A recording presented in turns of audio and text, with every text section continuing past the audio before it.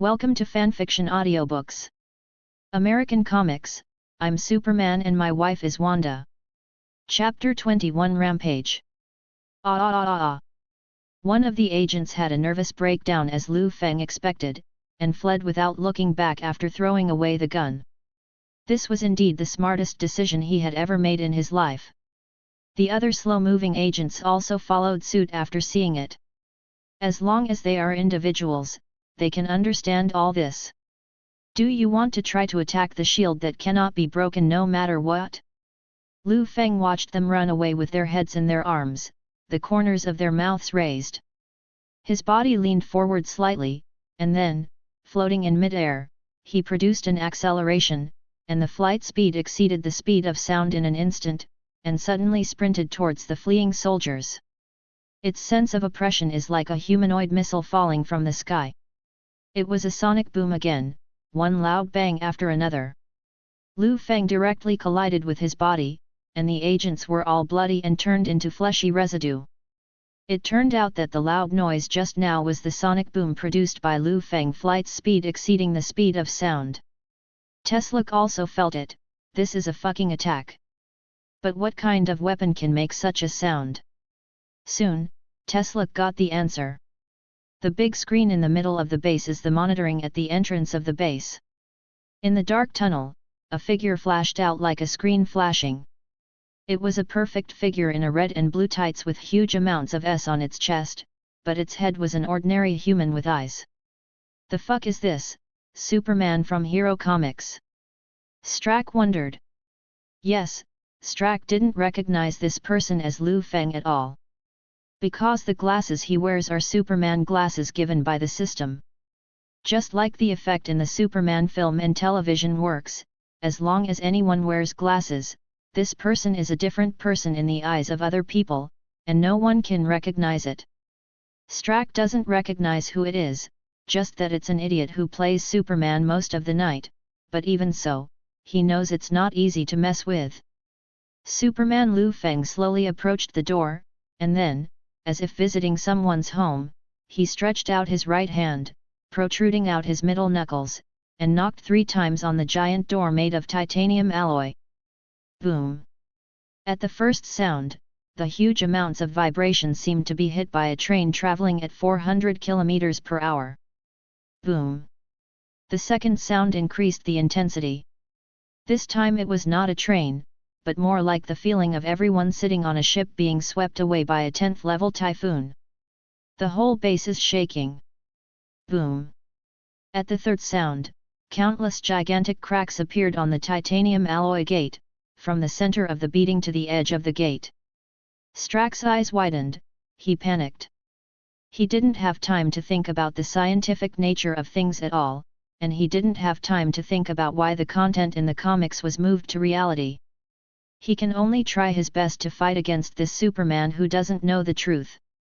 Try your best to resist Superman. So he hurriedly ordered, set up the door with a 20-level defense. Level 20 defense, this is a form that will only be activated when a natural disaster occurs. What kind of concept is this? Even if an earthquake, tsunami, and volcanic eruption occur at the same time, the gate of the base will never be breached. Following Strucker's order, a red alarm echoed in the base, and the gates outside the base fell one after another. One represents 2 levels, that is to say, there are 10 giant titanium alloy gates. But this was not over yet. Countless machine gun systems appeared from all directions outside the base, forming a circle around Liu Feng at the gate, and then opened fire. Strack in the base watched Liu Feng on the screen being shot by countless machine guns. However, why is there no blood in the state of being shot by machine guns? Superman has a body of steel that is harder than bullets. Could this guy also? Before Strack could finish speaking, he saw the man on the screen, not only not dead, not bleeding, not being decomposed, but also slightly raise your right fist. The next moment, with an acceleration, Liu Feng punched it away. Speed is quality. Under the sonic boom, the machine gun shatters. The consecutive combined punches that followed not only shattered the machine gun, but even the monitor was directly broken by him. Destroy with bare hands. The screen flashed, and Strucker lost Liu Feng's information. Then, bang! There was a crackling sound. Strucker already sensed that something was wrong. Boom! There was another violent crash and crack. It's the same as the impact, just 3 times. If I had to say the difference, it would be that the shock this time was the combination of the 3 times just now. Yes, that was Liu Feng knocking on the door. Knocking on the door is just an appetizer, what Liu Feng is playing now is the real highlight. Seriously, punch it out. The titanium alloy giant door shattered directly, leaving only slag. Boom boom boom. Liu Feng didn't slow down flight's speed, nor did he stop the movements in his hands. The violent collision made the world tremble. 1 punch, 1 door, 9 punches, 9 smashes. He kicked open the last door. Boom! The gravel turned from the shattered giant gate, flew directly into the base, causing everyone to panic. Strack, who was on the inside of the base, panicked even more, because Liu Feng had already come to the outside of the base. There are not so many doors separating the inside and outside of the base. What does this mean? It means that he has come to the living room, so he almost entered your room and stabbed you. Shoot! Shoot! Let's all fucking fire! Strucker shouted hysterically. He believed that there was always a weapon that could pierce him. The outermost agents in the base heard the instructions, and everyone started to follow them. The firepower is pouring. The agents here are all elite level, although they can't shoot with a 100% error tolerance rate like Liu Feng, but they are definitely outstanding in terms of firearms proficiency and killing. Bang bang bang bang bang! What echoed in the base were all kinds of artillery fire, and every blow hit Liu Feng's Achilles heel, or the Achilles heel of normal people.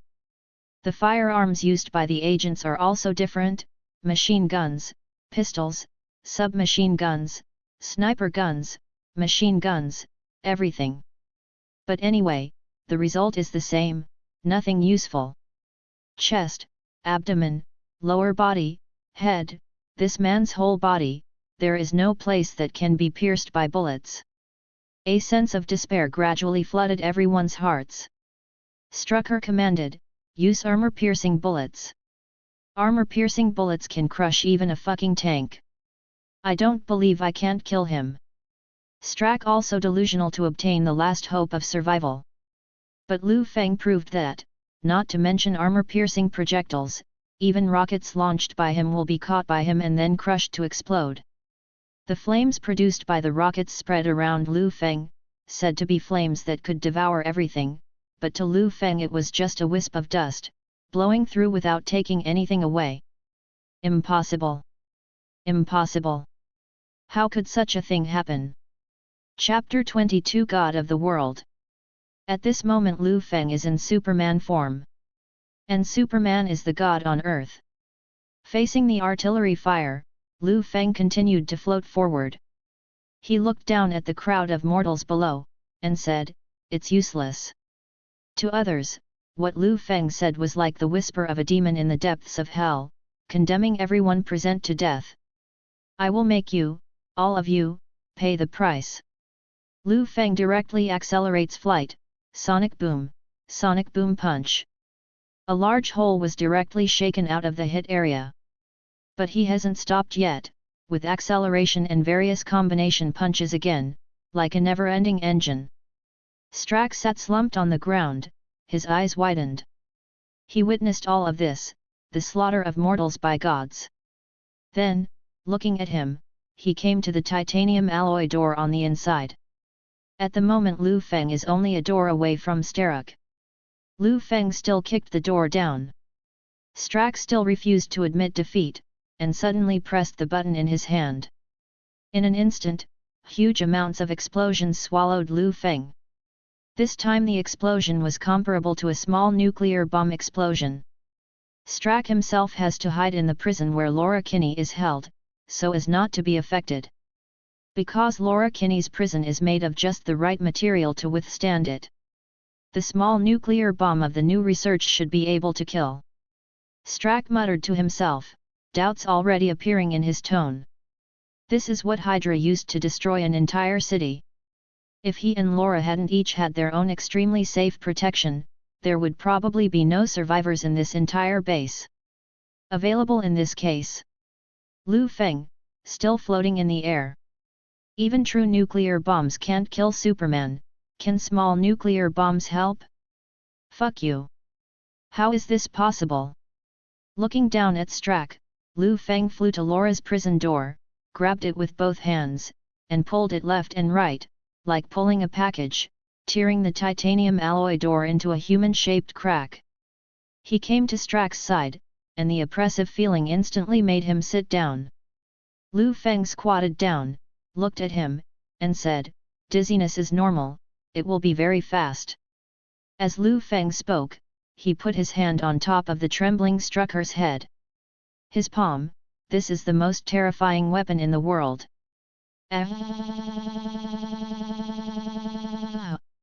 Strack finally yelled heart-piercingly and fearfully, and then Liu Feng exerted a little force in his hand, and the result was self-evident, the plasma burst. A few minutes later, Laura woke up in the box.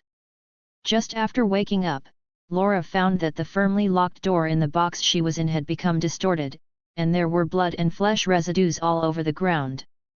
Still in doubt, Laura saw a figure with huge amounts of appearing. Liu Feng looked at him and smiled kindly, "Hello, Laura." Liu Feng wears Superman glasses that can hide his identity, so Laura can't recognize him. Laura's sharp claws grew out of her palm with a bang. Although the prison made her unable to exert strength, she still looked at Liu Feng vigilantly. "Who are you?" "An American comics fan who plays Superman," Laura asked. Liu Feng raised his mouth slightly, and said, "It doesn't matter what my identity is, what is important is that I was sent by Liu Feng, and he has been looking for you." Laura still had some doubts in her eyes, until she saw the scenery outside the door. Through the door, corpses were strewn all over the field, and blood flowed into rivers. Regardless of whether it's Liu Feng's person or not, at least this guy really came here after killing everyone in HYDRA, so he shouldn't hurt himself. And one thing is very important. This guy, like Liu Feng, gave people a strong sense of oppression. "Let's go. If you don't trust me, just follow me. If you find something wrong, you can escape at any time." Liu Feng knew the character of Little Wolf Girl very well, so after leaving such a sentence, she left without looking back. Laura was stunned for a moment. This guy, how come he speaks the same as Liu Feng? After getting out of the cage prison, Laura was surprised to find that the outside of the prison had been bombed full of pits and corpses. The inside and outside of the prison were like two completely different worlds. "Scared?" Liu Feng asked. Laura shrugged. "I've been killing people for as long as I can remember." So, the two people who were used to seeing casualties walked through the corpses and left here. And the moment they left, on the floor, a camera outside the explosion range of the small nuclear bomb glowed red and turned to Liu Feng. At the same time, in a deserted base, a freeze-frame image of Liu Feng and Little Wolf Girl appeared on a super screen. Immediately afterwards, a strange scene appeared. On the screen that no one was operating, the screen suddenly flashed spontaneously, and then letters appeared one after another in the center of the screen, and finally, two words were formed: "Superman, interesting." The next day, the location of the abandoned building was still there, but it was no longer the best base for the protection measures organized by HYDRA in the past. Instead, it was razed to the ground. The investigators of HYDRA, under the leadership of Pierce, conducted a large-scale search of the surrounding area for instruments or scientific research results that could be used. The results were disappointing. The building above the base has collapsed due to the underground fighting, and the so-called underground base has long since been penetrated. There are crater weapons destroyed by bombs and corpses piled up like garbage everywhere, and they constantly emit a disgusting bloody smell. Looking at the pile of corpses, none of them are intact, and it is not bad if there are those who can retain their complete appearance. Don't even think about the limbs being intact. In some corpses, the upper body was still lying on the ground, but the lower body appeared in the pit 2 meters away. Everything cannot help but make people think, what kind of weapon can cause such casualties? It's not like nothing has survived here either. For example, the cage that was designed to hold little wolf girl X-23 is still standing there unmoved. It was on the cage that even a small nuclear bomb could not destroy it. There appeared 2 human-shaped cracks that were torn apart by unknown weapons, which was a bit of a drama. Liu Feng, did the ability really cause all this? Pierce couldn't help but mutter to himself. To be honest, when the HYDRA agent who was chasing and killing Grant Ward was destroyed, Pierce knew that Grant had been found by Liu Feng first. And according to Grant's character, as long as Liu Feng tortured him a little, that guy would tell everything. So he called ahead of time to inform Strack, that sloppy idiot, to move the base and not risk the little wolf girl Laura Kinney. As a result, as soon as he finished playing with his front foot, he received a call from Liu Feng on his back foot. Ability contacted Pierce, and knew Pierce's identity as the leader of HYDRA. He even threatened to undercover other members of the HYDRA organization in SHIELD. At this time, Pierce had already begun to have a little wariness about him. Chapter 23 Is this the fucking Superman? Chapter 23 Is this the fucking Superman? After Liu Feng began to press for the address of the new base, Pierce waited over and over again and said, because the new base is equipped with the best defense measures and weapons in the entire United States. Not to mention Liu Feng alone, even if he called all the people from the New York Police Department, there would be no return. But after telling Liu Feng the address, Pierce could no longer contact Strack. That's why Pierce called someone over to check the situation here. Boss. An agent came to Pierce holding a tablet and a pair of Bluetooth headsets with a microphone, and said, "It's Dr. Zola." Pierce took the computer and Bluetooth headset. The screen is weird, like a black screen. But the moment Pierce put on the earphones and got the computer, the screen suddenly typed one letter after another to form a sentence. The content is, Superman, Liu Feng's ally. You mean, apart from Liu Feng, the one who destroyed our base was a Superman from Hero comic? Pierce felt like an idiot when he said that. Pierce knew that Zola wouldn't joke with himself at this moment, but he couldn't help but wonder after hearing this about the comic book character. Sure enough, after Pierce asked a question, the tablet in his hand flickered, and then a video appeared. The content of the video records that a man is wearing a cape, a red and blue uniform, and a huge amounts of S's depicted on his chest. Floating in midair with glasses, he looks like a Superman guy. Facing all kinds of artillery fire, it hit the inside of the base. This Superman went through all the trials and tribulations, reaping lives like cutting straw. Then he came to Strack, put his hand on Strack's head, and finally squeezed it hard. A character and ability that only exist in comics, how could it be? It wasn't just Superman from the comics that Pierce was horrified about. More importantly, this Superman is quite different from the setting of Guangming Weian in the comics. This is a Superman who can kill people, and this is the scariest thing. In the comics, aliens with moral constraints become the superhero that everyone loves, but what if such a setting is removed and then put into reality? Just thinking about it makes me creepy. After the video finished playing, a sentence appeared on the tablet, "We have provoked an enemy that cannot be provoked." I am not talking about Superman, but the police officer named Liu Feng. Pierce responded flatly, "So, tell me, what decision do you have?" The starting point is still not Superman, but Liu Feng. Dr. Zola slowly typed his response on the screen, "No matter how powerful his super friend is, as long as Liu Feng is killed, everything will be solved." What about his super friend?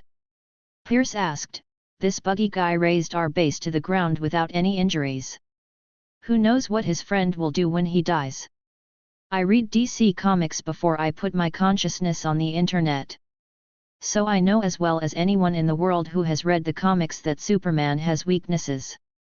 Dr. Zola continued, in short, when Superman appears in the real world, other things naturally exist. Like Superman's deadliest weakness, kryptonite. I can help you locate locations on the Earth where kryptonite has appeared or is most likely to appear through the internet around the world. It is your task to find it. All in all, my plan is to find kryptonite first to prepare for the confrontation with Superman, and during this time I can get rid of the policeman named Liu Feng. Pierce pondered for a moment. It is easy to make a plan, but if you want to implement it, you have to prepare a lot of things in combination with realistic factors.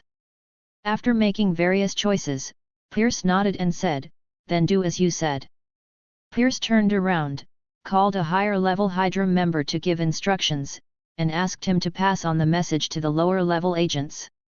From this moment on, all the agents stop their work and start to search for kryptonite and assassinate Liu Feng as their mission. The mission code name is Chow Chow.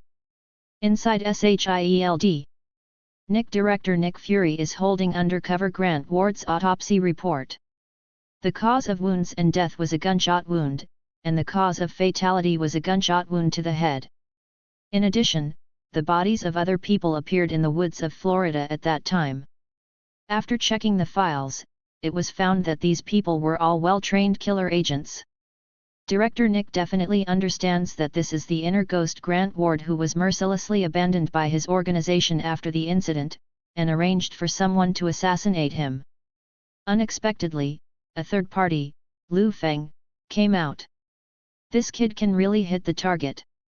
Nick Fury couldn't help but praised Liu Feng. No one has ever been able to truly interpret the adjective of 100 shots and 100 hits, because there will be errors in every attack. And once a mistake is made, it is absolutely impossible to hit 100 shots and 100 hits. Liu Feng, this kid, may be the first real hot hit in history. This can be easily seen from the autopsy report. Except for the ghost Grant, all of the bodies had only one muzzle and were fatally wounded. Even the accuracy of his marksmanship is so exaggerated that the radius and depth of wounds on different people are the same at that part. In other words, even if there is an error in the distance controlled by Liu Feng's each shot, it will never deviate to the extent that the naked eye can see it. What kind of terrible marksmanship is this? Even given a non-moving target, S.H.I.E.L.D. couldn't find more than 5 people who could do it. Not to mention, Liu Feng killed people who could run away and move. Grant's boy's body had too many wounds, and he might have been wounded by the killer arranged by his organization before he was killed by Liu Feng. Maybe he kept his mouth shut for a while and asked Liu Feng to torture him to extract a confession before killing him. Natasha Romanoff, who was standing opposite Nick, couldn't help but said, "Although the ghost is dead, Clinton has to go to jail for a year because of this. I still can't swallow this breath. I know how you feel, but we shouldn't take our anger out on Liu Feng. After all, in a sense, the problem with the whole thing is ours, SHIELD. Don't worry, Clinton won't go to jail for nothing. His appearance woke me up." Nick Fury turned the office chair and looked at the busy agents outside the floor-to-ceiling windows.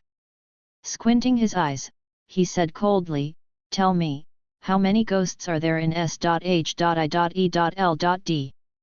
Natasha Romanoff followed his gaze, then fell silent for a moment, but still shook her head and said, "To be honest, I don't have the ability to tell." Nick Fury put his hands on his chin, and said slowly, "Only you and Clinton are the people I trust the most. Now that Clinton is in prison, you are the only one I trust the most. I doubt even." Nick looked into Natasha Romanoff's eyes and said seriously, "The entire S.H.I.E.L.D. has been infiltrated by the ghost. How can I help you?" Natasha Romanoff asked. "It's time for cleaning." Nick sat up straight again and said, "My plan is..." Chapter 24. I admit that I bet. NYPD.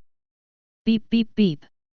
Liu Feng, who had nothing to do, was watching American TV dramas in the office, but was suddenly interrupted by the ringtone of his mobile phone. After seeing the caller's number, Liu Feng was not in a rush, but picked it up slowly. "Hi, do you want to order takeaway?" Liu Feng joked after answering the phone. Arthur on the other end of the phone said solemnly, "Don't make trouble, I have something serious to ask you." "You ask, hurry up, I'm watching a TV series, and I saw the part about having sex, and you called me right away." Liu Feng complained a little bit about his dissatisfaction. "If I waste more time, I won't be sure whether I, who will chat with you later, think with my upper body or my lower body." Upon seeing this, Arthur cut straight to the point, "That day, about Superman." "Yes." Liu Feng replied. "Is that what you're going to explain to me?" Arthur couldn't help but rant. "Didn't you already know that man is Superman? What else do you need me to tell you? Talking about his Man of Steel? Super flight supervision and heat vision? Wouldn't it be nice to buy a DC comic and read it back? Or should I buy a copy for you?" Liu Feng answered casually. Arthur on the other end of the phone really wanted to fly over and give Liu Feng a headache. "No matter how I say it, I am also the boss, even if this guy doesn't have respect, he should take himself seriously." But he still suppressed his anger and said as calmly as possible, "I'm definitely not asking this shit. I'm wondering, why does Superman, who only exists in the comics, appear in the real world?" Arthur went on to add, "And, what is your relationship with him? How much can you make him do? If he gets angry, do you have the ability to limit him like that? You want to ask too many questions." Liu Feng yawned. "Brother, do you know what kind of character we're talking about?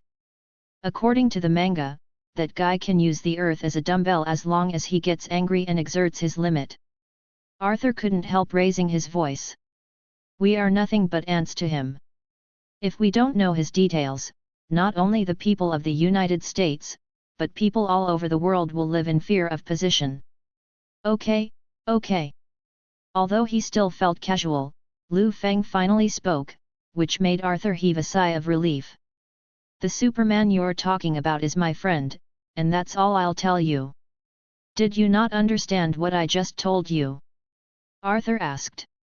"Yes, I understand, but I've said it all. He is a good friend of mine. Unless he wants to tell me the questions you want to ask, I have no way of knowing them."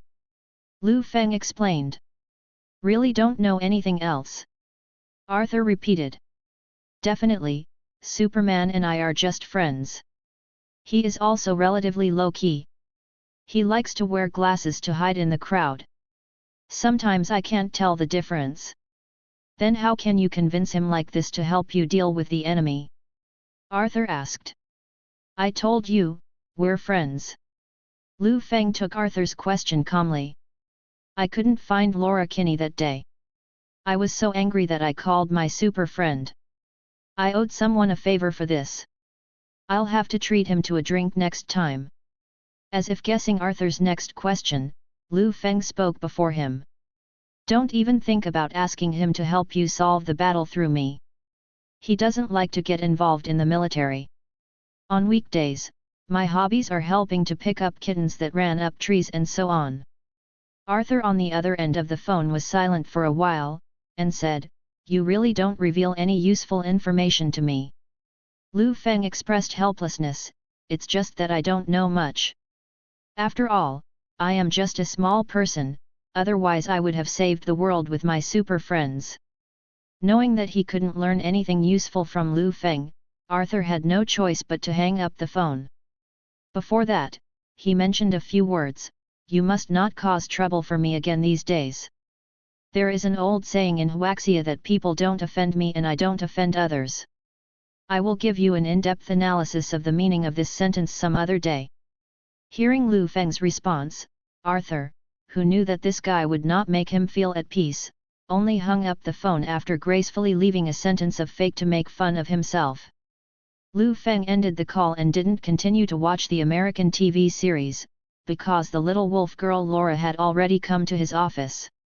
This little girl always had a stern face, She couldn't tell whether she was happy or sad, but Liu Feng asked with a smile, "How is your body recovering?" The little wolf girl just looked very cold, and she didn't have a low EQ in the face of Liu Feng's concern. She just shrugged and responded, "I didn't suffer much injury at first. But I'm still quite curious. You said before that they arrested you to recruit you into their HYDRA organization? Then why didn't you join?" Liu Feng asked. Laura was stunned for a while, and then replied, "I don't want to go in. What reason do you want? The HYDRA organization has great influence and good treatment. If you join them, you don't have to suffer from the military's pursuit, and you don't have to lose anything." Liu Feng continued to ask. "I don't like staying in such a classy place. I love freedom more." Laura replied lukewarmly. "So you are willing to be tortured by them rather than join their organization? That's not enough reason." Liu Feng looked at her with interest. "You and I are in the same camp, so after joining HYDRA, you must be killed if you know it." "I can't do this kind of thing," Laura said. "Little wolf girl, don't you fall in love with me. Let me explain first, I already have a wife, and your immature figure is no match for my wife Wanda." Liu Feng joked. "The HYDRA organization is interested in my killing ability." Laura ignored Liu Feng's slick tongue and said, "I didn't choose to betray you because I, like you, take commitment very seriously. Before we were arrested, we made a promise. I won't kill people. You promised me safety. This is a customary agreement between us. I am not a person who breaks promises, so I ignored them." Liu Feng raised his eyebrows. "What if I can't save you from HYDRA, and can't fulfill our promise?" "I'm sure you'll do it." Laura shrugged, and responded, "I admit that I was a gambler, but I won completely, because the goddess of fate will always favor my side." Liu Feng was silent for a while, and said, "I did not meet your expectations, because I failed to stop the HYDRA people from taking you away. This may be the first time in my life, Liu Feng, that I have broken my promise." Chapter 25 The Assassin. Without waiting for Laura to respond, Liu Feng continued, "So, from now on, I will give you your freedom, and you don't have to go to prison anymore." Laura repeatedly confirmed what Liu Feng said, "Are you willing to give me back my freedom? That means you are willing to let me, a killing machine, wander around in society? Are you sure? I have nothing to worry about. Giving you freedom is not a matter of 1 or 2 sentences. But I don't mean to let you kill Aang. In New York, you still have to abide by the law." Liu Feng responded, "As long as you don't break the law, I will not interfere in your life anymore." Laura was silent for a while, and asked, "Do you have such great rights?" "Definitely, I know a lot of people, so it's okay to let someone go." Liu Feng smiled slightly and said, "Isn't the super friend who rescued you my good brother?" It happened that Liu Feng mentioned about Superman, and Laura originally wanted to ask him some questions, so she asked directly, "That guy, is he really Superman from the comics?" "I can't tell you where he came from," Liu Feng said. "What you can know is that he is not the Superman you remember, but the degree of fatality is the same. If I don't want to say, I won't ask too much." Laura stopped the topic in a timely manner. "However, there are so many shining points on you that it is hard to describe. I really can't guess you, you may be the most mysterious person I have ever seen in my life. I'm tired of hearing compliments. People in the police station praise me all the time, and I'm not missing you, so there's no need to join in." Liu Feng waved his hand and said, "Now you are free." Laura ended the conversation with Liu Feng and left Liu Feng's office. Liu Feng was also afraid that it would be difficult for her to live without USD in New York, and she might start doing illegal activities after a long time without money, so she arranged for a friend to find him a job. After all, Liu Feng is the light of New York, loved by everyone in New York. Isn't it as simple as asking someone to do something like drinking water and eating? I just don't know how this poor little boy who grew up in the laboratory will start his new life after returning to normal human society. Liu Feng Nanan said. That's the end of Liu Feng's concern for Laura. As I said before, Liu Feng is not a person with a full sense of justice, and everything he did for Laura was due to the promise he made. The difference between the two is that his starting point is not others, but himself. If he wants to, he can re-enter the Superman form and slaughter New York City, and no one will be able to stop him, just like Homelander in the Black Robe picket team. The difference from Homelander is that Liu Feng hangs more than Homelander. But he didn't want to massacre New York City, because Liu Feng wouldn't find it fun, and the people of New York living in dire straits should be thankful for this. When it's time to get off work, Liu Feng, who has been busy all day, can go home. Welcome home, honey. As soon as she opened the door, Wanda, who had been on a business trip for several days, suddenly jumped out from behind the door, wrapped her arms around Liu Feng's neck, and gave Liu Feng a scent on his face. Liu Feng subconsciously wanted to capture the opponent, but after seeing Wanda's appearance, he hurriedly withdrew his strength and hugged her in the way of a princess. It turned out to be my little beauty. Hey, take it easy, little tiger. Wanda, who was held in Liu Feng's arms, nodded Liu Feng's nose with a smirk, and said, I haven't eaten yet, so you're so energetic. I've been busy all day, and I'm exhausted. But just seeing you, my energy becomes full, and. Liu Feng smiled and looked up and down Wanda's clothes. To tell the truth to my husband, your reporter outfit of white shirt, black skirt and black-rimmed glasses is not willing to change when you get home. Is it your trick to enrich your married life? Wanda arched her nose and smiled charmingly, so, does it work? Excellent effect. Liu Feng was agitated and threw Wanda on the sofa. Hearing the excitement in Wanda's scream, Liu Feng started to undo his belt. Hey! Little tiger, dinner! Wanda said with a smile. Eat afterwards. Incarnation of beast, Liu Feng ate up Wanda, who had been away for several days, and both of them were extremely satisfied. The next few days will be the loving cohabitation of Liu Feng and his wife Wanda. As for how affectionate? Anyway, 1/3 of the time every day is spent in bed. Liu Feng originally had the physique of Superman.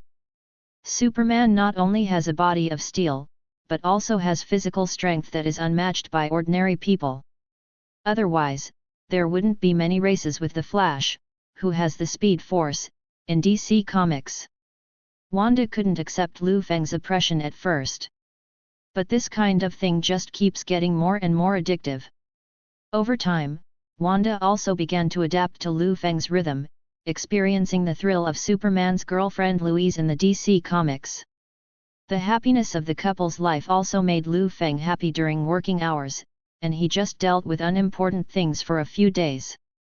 Until one day, Liu Feng, who was walking on the road and was about to get home from get-off work in the New York Police Department, suddenly felt something when he passed the sidewalk and turned his head suddenly. The moment Liu Feng turned his head, under the traffic light not far away, a man in a sweater wearing a black peaked cap hurriedly turned his back to Liu Feng. Seeing this, the corners of Liu Feng's mouth turned up. Dare to lay the abacus on me. Liu Feng is a policeman who has spent many years in the troubled city of New York, and his anti-detection ability can be said to be the best among police officers. A small stalker, Liu Feng could detect his direction even with his eyes closed. On the side of the stalker, because Liu Feng suspected him once, he had to hide for a while. Unexpectedly, when he turned his head again, Liu Fengren had disappeared. See me? The stalker couldn't help but doubt.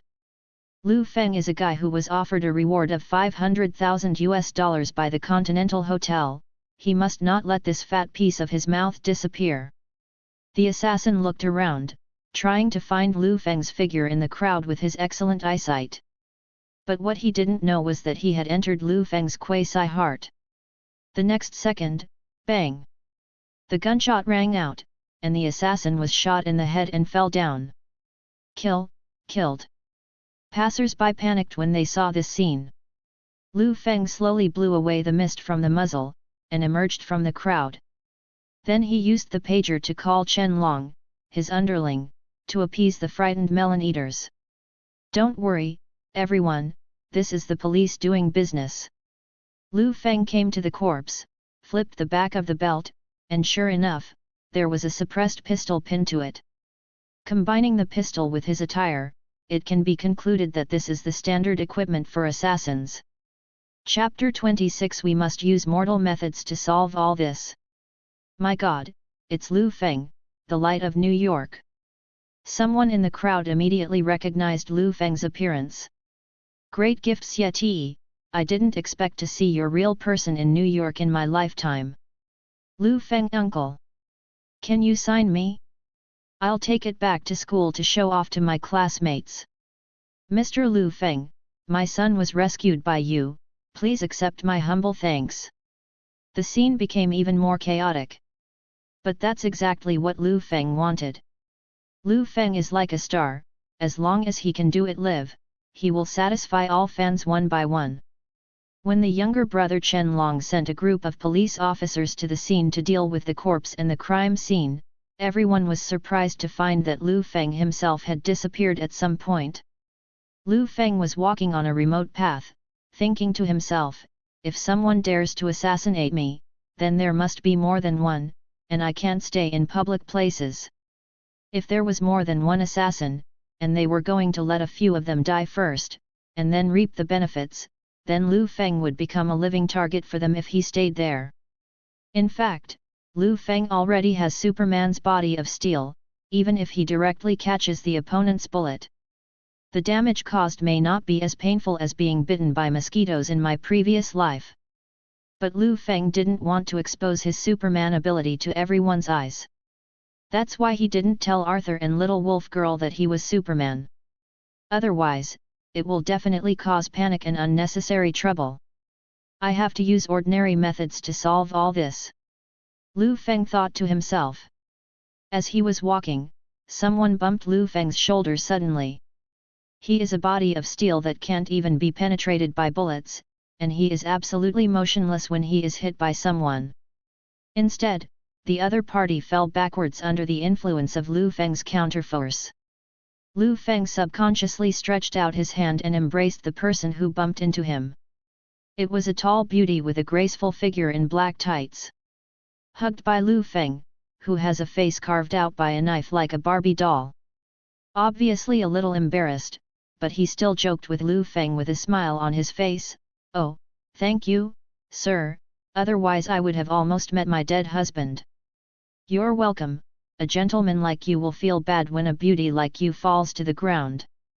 Liu Feng lifted the corner of his mouth and straightened her up.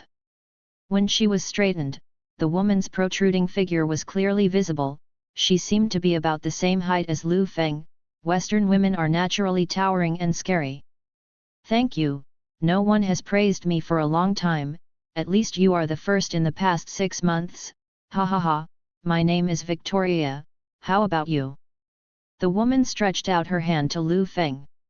Liu Feng felt the other party's charming eyes, and the purpose was self-evident. Liu Feng also smiled back and stretched out his hand. "My name is Liu Feng." "My God? Really? Are you Liu Feng?"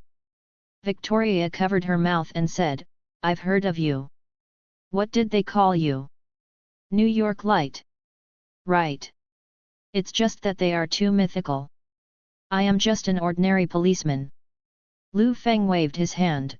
"There are many people who only see the essence and ignore my inner self." "Then, can I have a look inside you?" Victoria teased suddenly. The corner of Liu Feng's mouth raised, and he met Victoria's gaze. "Why not? After 10 o'clock. Victoria home." The two went from the door to the living room to the bedroom, and finally jumped onto the bed. Just when Liu Feng was about to make the next step, Victoria took the time to reach out her hand. Her hand touched a hairpin on the bedside. In the next moment, he stabbed Liu Feng in the back of the head violently. Snapped. The hairpin didn't hit Liu Feng, but was held by him. Liu Feng looked at Victoria with a wicked smile. Victoria obviously didn't come back to her senses. She was being pinned on the bed by Liu Feng, unable to move. She couldn't help but ask, "You, why?" Liu Feng shrugged and said, "Your purpose is too strong, and anyone with a little better judgment can guess it. If there is another time, please pay attention to this point." "You knew my purpose from the beginning?" Victoria asked. "That's right." Liu Feng nodded indifferently. Victoria continued to ask, "But since you know that my purpose is to kill you, why do you still come here with me? You have been acting with me." Liu Feng put his head close to Victoria's face. The distance between the two was no more than 5 centimeters. Liu Feng said, "Because I want to have some fun." Victoria's eyes showed horror. This guy? Could it be that he wants to make a fake show for real? "Don't bluff me, you are a wife, you won't do something like this. Don't get me wrong." Before Victoria finished speaking, she was interrupted by Liu Feng, who continued, "You don't think I'm a very infatuated person, do you? I've got a showdown, you just look so appetizing to me." Victoria thought to herself, "That's right." After one night, after getting dressed, he pulled out his pistol and aimed it at Victoria's head. All movements were smooth and smooth. Victoria, who was still in a state of collapse, was immediately taken aback when she saw this scene. "Wait a minute, I can still..." Boom! Liu Feng didn't wait for the silly woman to finish her sentence, and pulled the trigger without even looking at it, and the flying bullet just shot Victoria's head. Liu Feng skillfully wrapped the sheet around Victoria's body, then sat on the bed and sighed. "Woman, it will only affect the speed at which I shoot." A few minutes later, Liu Feng changed into his own clothes and left Victoria's house. Then he called his boss Arthur, and after a few beeps, a voice came from the other end of the phone, "You guy, I really want to answer your call." "How can you say that?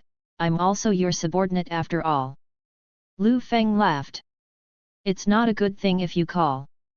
I'm on vacation in Hawaii now. If you have anything to do, ask your super friend to solve it." Arthur said on the other end of the phone. "Although Superman is my good friend, I can't always ask him to help me because of these trivial things. Can you use a kitchen knife to do your nails? What kind of weird metaphor are you talking about?" Arthur was defeated, and said, "Forget it. Just think I owe you, kid. Tell me, what trouble is this time?" "I suspect that I'm wanted." Liu Feng said. "What did you say?" "Wanted." Arthur raised his voice when he heard the sensitive words. "Definitely not wanted at the national level, but the private kind, like killers." Liu Feng calmly said, "At least, there are 2 killers that I have solved today." Chapter 27 Killer Guild. Hearing Liu Feng's description, Arthur also put away his joke, and asked, "So you need me to help you find out what force wanted you?" "That's right, I just don't know if you're free while you're still on vacation." Liu Feng joked. "If you don't have time, you will be forced to be free. Wait, I'll send someone to investigate, and I'll tell you the answer later." Arthur hangs up just like that. Liu Feng set off for the police station. After sitting in the office for a while, he received a text message from Arthur, and Liu Feng clicked on the text message. The content of the text message is, "Your guess is correct, you are wanted, and I have faxed you the other party's power and arrest warrant." Liu Feng walked to the fax machine and took out 2 A4 papers that were ejected from the fax machine. One of them is a description of an organization, and the other is a wanted warrant full of words and Liu Feng's face. Liu Feng read both of them. "I actually got a wanted warrant for me." Liu Feng looked at the scant description of himself on the wanted notice, and a photo taken 3 years ago. As for why Liu Feng's description is so scarce, naturally, it was because Liu Feng had asked Arthur to modify his personal files so that they presented irrelevant information. That's why those killers have very little information about themselves. It turned out that the problem was not with them, but that their organization didn't give much information at all. Liu Feng then turned his attention to another piece of paper, which was the information of the forces. The words "huge amounts of" appear first. The Continental Hotel, and the photos and background of their building came later. Liu Feng didn't even bother to read those descriptions, and he didn't need to read them at all. Continental Hotel. Liu Feng said the name silently, with the corners of his mouth raised. As an action movie lover in his previous life, he definitely knew that he had seen all of them. The name comes from the name of the killer guild in the movie series Need to Kill. In the movie, they are really like the High Court of God. The killers under it are omnipotent, their business ability is amazingly proficient, and they feel full of oppression. But in this Marvel world, they're really nothing. Compared with other villains in the Marvel world, the Continental Hotel is like a child's playhouse, and it can't set off any bloody storms. And the Continental Hotel dared to target him, Liu Feng. Thinking of this, Liu Feng half closed his eyes, and slowly said, "Since you guys have the guts to issue a warrant for me, I have to give you some color. Continental Hotel, inside the Killers Guild. Is this the case?" Among the several tattooed girls who were working, one of them was puzzled by the information displayed on the computer screen. "What's wrong?" Another girl came over and read the red letters that appeared on her screen. Rewarded person, New York policeman, Liu Feng, received the reward twice or more. It's hard to kill, isn't this a normal thing? Otherwise, no one would invite the Continental Hotel to offer a reward for him. The blonde shrugged. The brown-haired girl responded, "But the two who took over the mission are the top killers who are as famous as the retired John Wick. It is the John who is called the Night Devil. It doesn't matter. If the bounty fails and the bounty is rejected, just keep posting it. Unless the boss Winston orders the bounty to be lifted." The blonde girl turned back to continue working after she finished speaking. The brunette did the same, hitting repost on the rejected bounty. At the same time, a middle-aged man in high-end pajamas who was resting in the presidential suite of the Continental Hotel suddenly received a text message. The content of the text message is that a reward order failed after being accepted by the killer for the second time, and now it has been issued for the third time. Seeing this message, the middle-aged man raised his eyebrows slightly. After so many years, there is actually a target that needs a third action at the Continental Hotel. I don't know if we messed with the wrong guy, or if the new batch of killers are too weak. If only John hadn't retired, he'd love a job like this. The middle-aged man turned off his phone after reading the message, and he didn't bother to take care of the rest. Anyway, the objects that cannot be erased after the third reward will be regarded as key targets. A threshold is required to accept the task, so that all the killers who go to solve it will be professionally skilled. But just when the middle-aged man was about to lie comfortably on the sofa and take a nap, a call came to his mobile phone.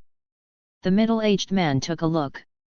The caller was directly named the number of the lobby manager. Generally, he would not receive a call from the lobby manager.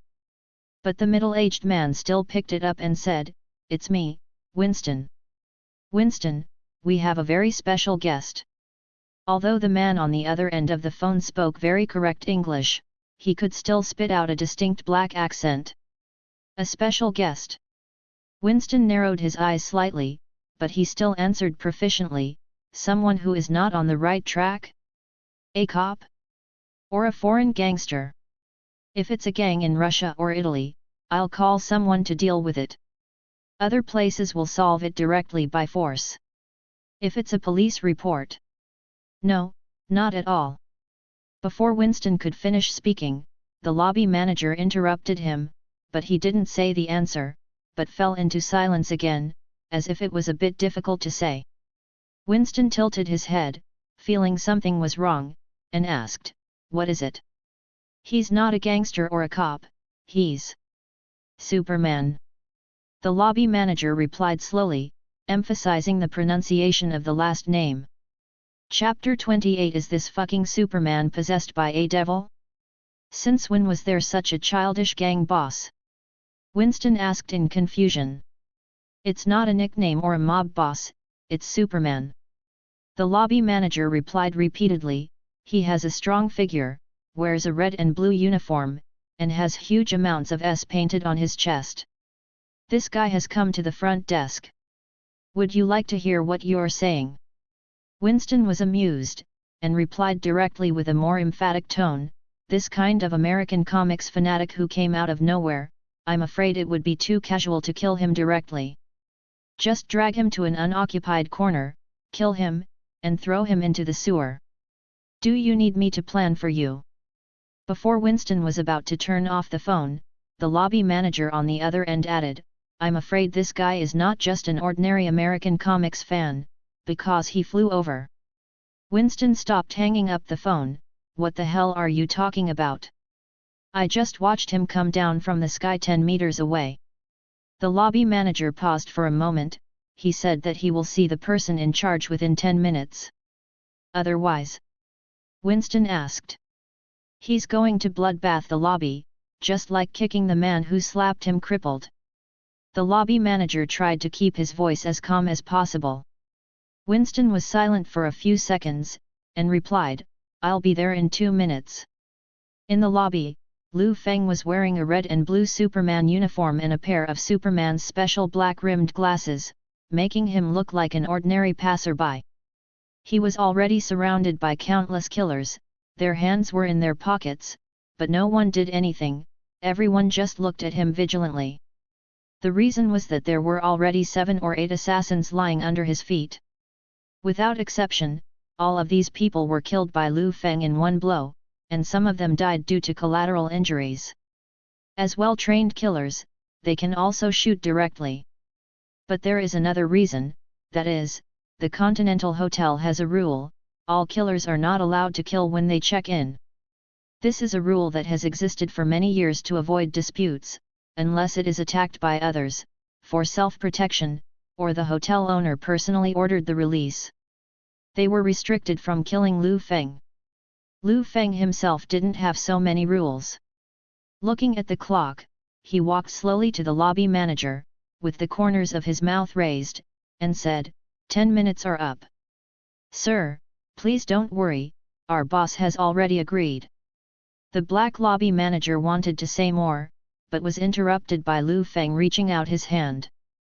The lobby manager's expression sank, you mean? You have no right to live.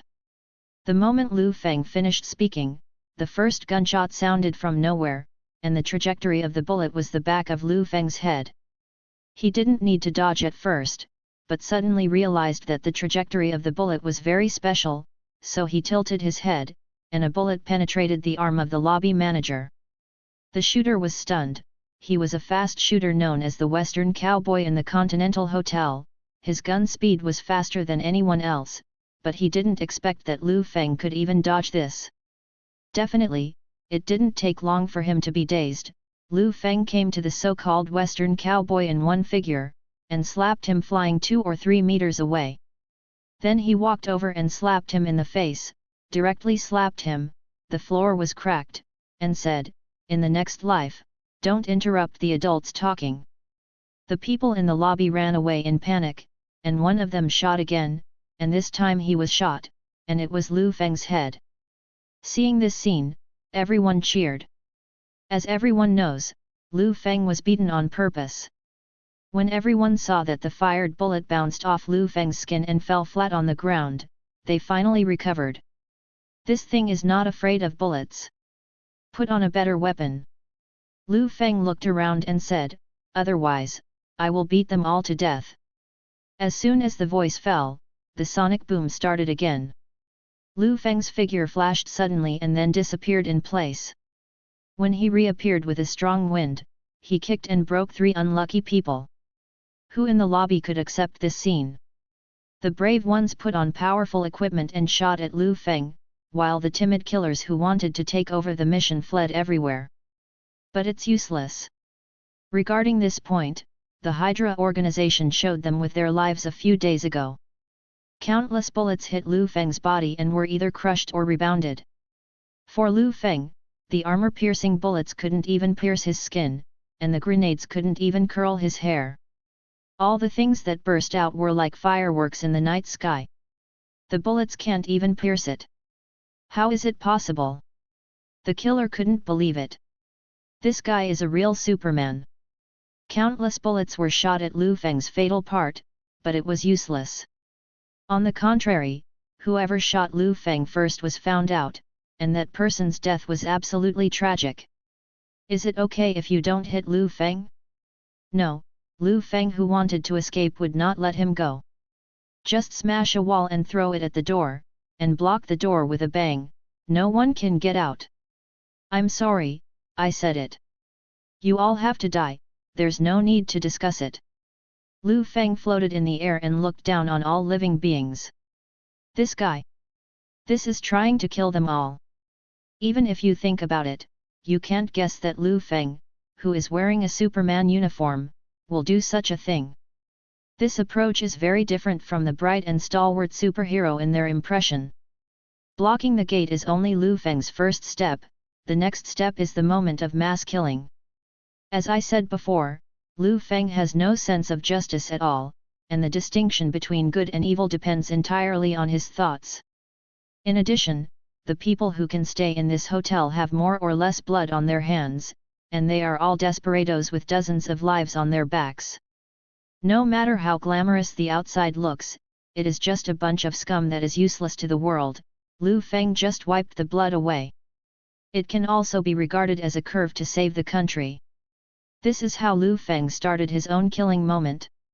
Flight speed beyond the speed of sound, plus the strength to smash tanks at will. Not to mention killing them with fists at their deadly parts. Even if they just punched them with their bodies, these killers would be smashed into flesh in an instant. Blood flowed like a river. And when Liu Feng was floating in the air, 6 rockets flew out continuously in an instant. The sound of bang bang bang vibrated, hitting Liu Feng's body, and the flames crazily engulfed the air. The lobby was completely engulfed in flames, and the air suddenly became quiet. Looking at this scene, everyone breathed a sigh of relief. Okay, that guy should have no hair left. After Winston on the second floor noticed that Superman Liu Feng hadn't moved, he stretched out his hand to signal his subordinates to put down the bazooka in their hands. As the boss, Winston stepped forward. Seeing this horrific scene, he couldn't help feeling terrified. Is this fucking Superman possessed by a demon? Chapter 29. After waiting for so long, kill all the unsatisfactory ones before making a decision. It's a good thing he's dead, otherwise, the moment Winston had this thought, there was a sound of freezing in the air. Immediately afterwards, it became cold all around. How the hell is it so cold? One of the killers couldn't help shivering. Wait, the place where the heat is absorbed seems, in that flame. Everyone just watched helplessly as a blue-white freezing point appeared at the center of the flames that crazily devoured Liu Feng, and then spread around until it devoured all the flames. The flames were slowly swallowed by ice, and the frozen ice formed a throne in mid-air. Liu Feng sat on the ice throne with his arms folded, and he was still constantly blowing cold air from his mouth. Not only that, ice continued to extend, freezing all the buildings in the lobby. The killers realized that something was wrong and fled one after another. Those who were slow would be frozen and turned into blue and white statues. The entire lobby was shrouded in cold, only Winston and a few of his subordinates were left. This is one of Superman's special abilities, freezing breath. As the name suggests, it produces cold air through breathing, and when it is in a better state, it can reach the legendary absolute zero. Liu Feng could have used this move, because the rockets could do nothing to him at all, even 7 consecutive shots would be the same, not even tickling.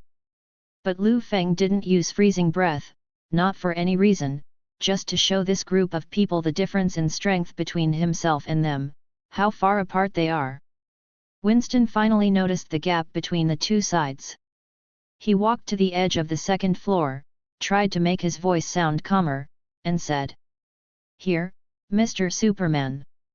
My name is Winston, and I think we need to talk."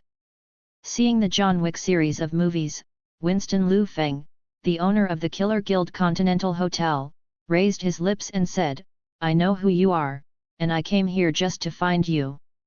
What Liu Feng meant was like, "I originally wanted to chat with you, but after waiting for too long, I had to kill all the people around me who didn't like me before making a decision." Winston shrugged and said, "It seems that this friend is very angry. Is there anything I can do for you?" Winston came to signal for the waiter to bring over 2 glasses of tequila, and he took 1 cup himself, while on the other side he even directed the waiter to climb up the ice stand to give it to Liu Feng. Liu Feng stretched out his hand to refuse, saying, "There's no need to drink, let's get to the point. I want you to solve a reward order, the object is called Liu Feng. Take care of his affairs. I don't want his name to appear on the reward order again. Otherwise, your Continental Hotel can only become history, understand what I mean?" Liu Feng. Winston thought for a while, and then said, "I remembered, it was the assassination target who was rejected after 2 failed assassinations, right? I have an impression of him. I was still paying attention to this interesting guy just now. Unfortunately, it was just now that we offered him a reward again." Winston drained the tequila in his hand and spread his hands. Liu Feng frowned, stepped on his foot, and with a bang, the ice cube under his feet shattered. Liu Feng exerted force in the surrounding direction again, and the spikes made by the ice cube directly penetrated the people around Winston. Now there are only 2 living people left, Winston and Liu Feng. After killing a few people by chance, Liu Feng looked at Winston and said, "After seeing my abilities, how dare you show such an attitude? Here, Mr. Superman." Winston straightened his tie, and said, "Our Continental Hotel is open for business, and you will embarrass us by doing this." Liu Feng narrowed his eyes and asked with interest, "So?" As soon as the words were finished, Winston drank the wine in his hand, his eyes suddenly turned blood red, and the next moment, the figure suddenly disappeared. Winston exploded at an unimaginable speed in an instant, even surpassing the scope of human beings. In the eyes of ordinary people, it was like teleportation, but in the eyes of Liu Feng, he was just a primary school student running 50 meters. Liu Feng leaned slightly to avoid the attack of Winston, who suddenly appeared behind him. The attack was not with a weapon, but with claws. Vampire? Liu Feng guessed Winston's identity. On Winston's side, Liu Feng was just surprised that Liu Feng was able to capture his own figure. In the next instant, Liu Feng kicked him sideways and knocked him into the wall, causing a sonic boom in the air. "You think you can challenge me because you are a vampire? Are you qualified?" Liu Feng looked at Winston condescendingly. Winston, who was kicked into the wall, pulled out his hand, and suddenly, a geometric figure similar to a magic circle appeared in his hand. Then a burst of purple magic energy appeared in his hands like a thunderbolt, and in the next moment, it bombarded Superman Liu Feng with a bang. The speed of the magic energy was very fast, and it hit Liu Feng violently. The strong and continuously condensed magic just swallowed Liu Feng's whole body. It worked. Winston was secretly delighted. Winston is not an idiot. Although he is a blood clan, after seeing that Liu Feng can withstand even rockets, he also understands the strength of the opponent. He dared to fight Liu Feng because of this trump card, magic. It is common sense that the magic resistance of Superman in the comics is 0, so he is betting that if Superman is really the same as in the comics, he who knows magic will win. Now it looks like he bet. Just as Winston's idea appeared, Liu Feng in midair suddenly stretched out his hands, and then compressed the human-sized magic energy to only the palm file size like squeezing dough. Just this Winston was already confused, not to mention Liu Feng. The world threw this ball in Winston's direction like a basketball in the next moment. Winston flashed suddenly, but the compressed magical energy seemed to be more powerful, directly blasting a wall open. Who the hell said magic could kill Superman? Who's going to tell him which comic this monster that plays magic like a basketball comes from? Now Winston can't wait to go through and tear the comic author into pieces. But it was too late. because now he was about to be torn to pieces by Superman Liu Feng, who came to him in an instant. Liu Feng just put his feet on his head and exerted a little force, and this immortal vampire immediately experienced the feeling of dying. "You're lucky, because I need a messenger, so I won't kill you." Liu Feng lifted his foot away from Winston's head. But just when Winston breathed a sigh of relief, with a click, his right arm was broken. "It's not a fracture, it's a break." Blood flowed all over the ground, and Winston kept whining. "This is punishment." Liu Feng knelt down and looked at Winston. "Save your humble life to go back and report the letter, and repeat what I just said to your bosses. If I remember correctly, the organization above you is called the Golf Table, right? If I can still see Liu Feng's reward tomorrow, I will kill you to the end, no matter if your boss is a vampire or a demon." After speaking, Liu Feng kicked Winston, who wanted to get up. Chapter 30 The Queen and Number 039's Decision, an Apology. Winston, who was humiliated to the extreme, not only didn't dare to fight back, he didn't even dare to twist his body, for fear that Liu Feng would kick him down again. It wasn't until Liu Feng's voice was lost in the air that Winston dared to look up and look around. He was the only one left in the dilapidated hotel environment. In a European medieval-style building, 8 men and women in strange costumes gathered around a round table, their eyes were all red. Several of them are vampires who have lived for thousands of years, and each of them has the black magic to control the wind and rain, but at the moment everyone has a look of embarrassment on their faces. This is the only time they have been summoned by the Queen for a full meeting in the past few thousand years. The Golf Table controls the killers and gangsters all over the world, relying on their subordinates to continue killing and making money, and established the Continental Hotel, the greatest killer union in the history of the United States. Over the past century, some people have tried to offend this organization, but none of them have succeeded, but now the Golf Table has to worry about a single person. Superman? Isn't this a cartoon character used to coax children? When do we need to be afraid of such a small character? A white-haired baron among the 8 said. "You're always so reckless, Dracula." A woman responded, eyes full of contempt. "That guy named Superman slaughtered all the living people in the Continental Hotel by himself, and even broke Winston's arm. Do you think such a guy is only a little bit more powerful than ordinary people?" And listen carefully to Winston's report. This Superman's strength, defense, and speed are all related to the comics, but the shortcomings in the comics are the same. The younger one said. Thus, our knowledge of this Superman is negligible. Dracula crossed his legs and said arrogantly, "Winston can't beat him because he's good. Let me kill him directly. Besides, the reward order was withdrawn just for a stronger guy. Wouldn't the honor built by our Continental Hotel over the years be wiped out? These are all old monsters, paranoid and rigid, and soon they are quarreling with each other, and each can have a bunch of good things to say." "Stop!" At the critical moment, a magnetic woman's voice came from the door, breaking the hustle and bustle. Everyone followed the sound to look, and what they saw was a top-notch alluring woman with a protruding figure, wearing a deep V-red dress and a pair of red high heels, walking with a twisted left and right. Not to mention the face, high nose bridge, big eyes, flaming red lips, standard goblin appearance. She walked coldly in her high heels, and her crisp voice echoed in the room. When the 8 people saw this coquettish beauty, they immediately knelt down like a medieval European knight saluting to the Queen, and said respectfully, "Welcome Lilith, my Queen." Lilith ignored them at first, until she came to her seat and sat down, then waved her hand to signal everyone to get down. After everyone leveled off, Lilith took a look at Dracula first, and said, "It's not your turn to be the boss when I'm not around, do you understand?" "Definitely understand, my Queen, you will always have the final say here." The white-haired Dracula responded with a smile, not knowing what the smile meant. Lilith looked at the crowd again and said, "I've heard all your suggestions just now, but no matter how much you say, it's just a suggestion.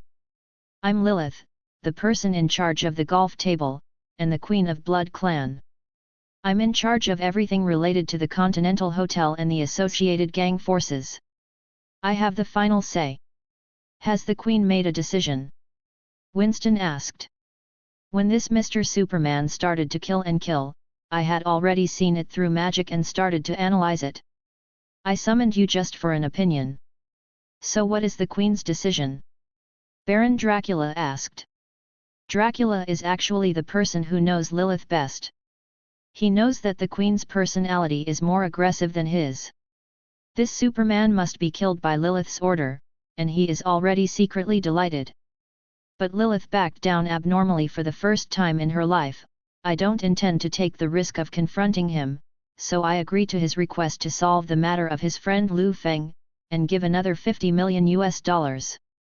Dracula nodded, pretending to understand, and asked casually, then he killed these people.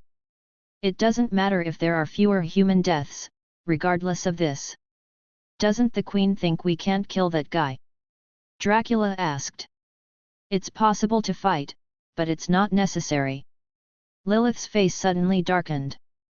Because this is the most powerful guy we've seen in millennia. The Continental Hotel has finally come to this day. It can't be used to take risks with this oppressive monster. It's best to solve it with money and other things. Lilith looked at the crowd. Only killing can make us live forever. Everything other than immortality is trivial. Ensuring the killing between people is the most important thing. In the end, Lilith had to vote. Everyone looked at me and looked at you, and they agreed unanimously. As for the warlike Dracula, that's another story. Lilith arranged for people to clean up the corpses and blood in the hotel, and then covered up the incident of Superman's disturbance through contacts. In this way, the Continental Hotel was restored to its original state. The next day, a cool Maybach arrived at Liu Feng's house. The car door opened, and a woman with short hair and a tattoo on the left side of her neck, who looked heroic, was holding 2 suitcases and glanced at the door. That guy named Liu Feng lives in such a place, the woman muttered to herself. Dracula in the car took a look, then turned his gaze back, and warned the woman in black, you don't need to ask, it's your task to hand over the money to Liu Feng.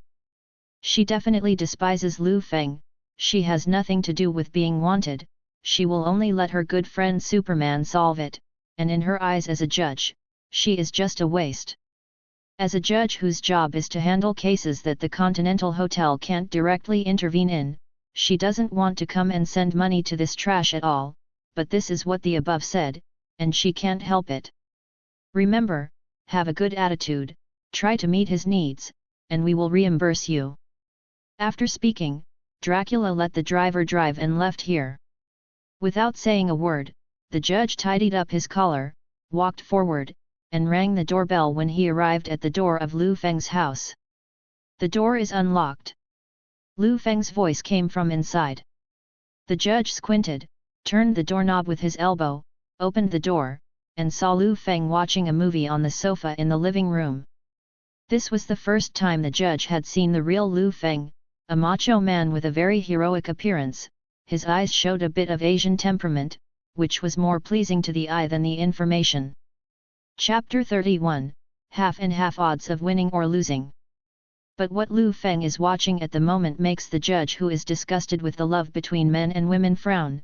Yes, Liu Feng is watching a love action movie, and he is enjoying it.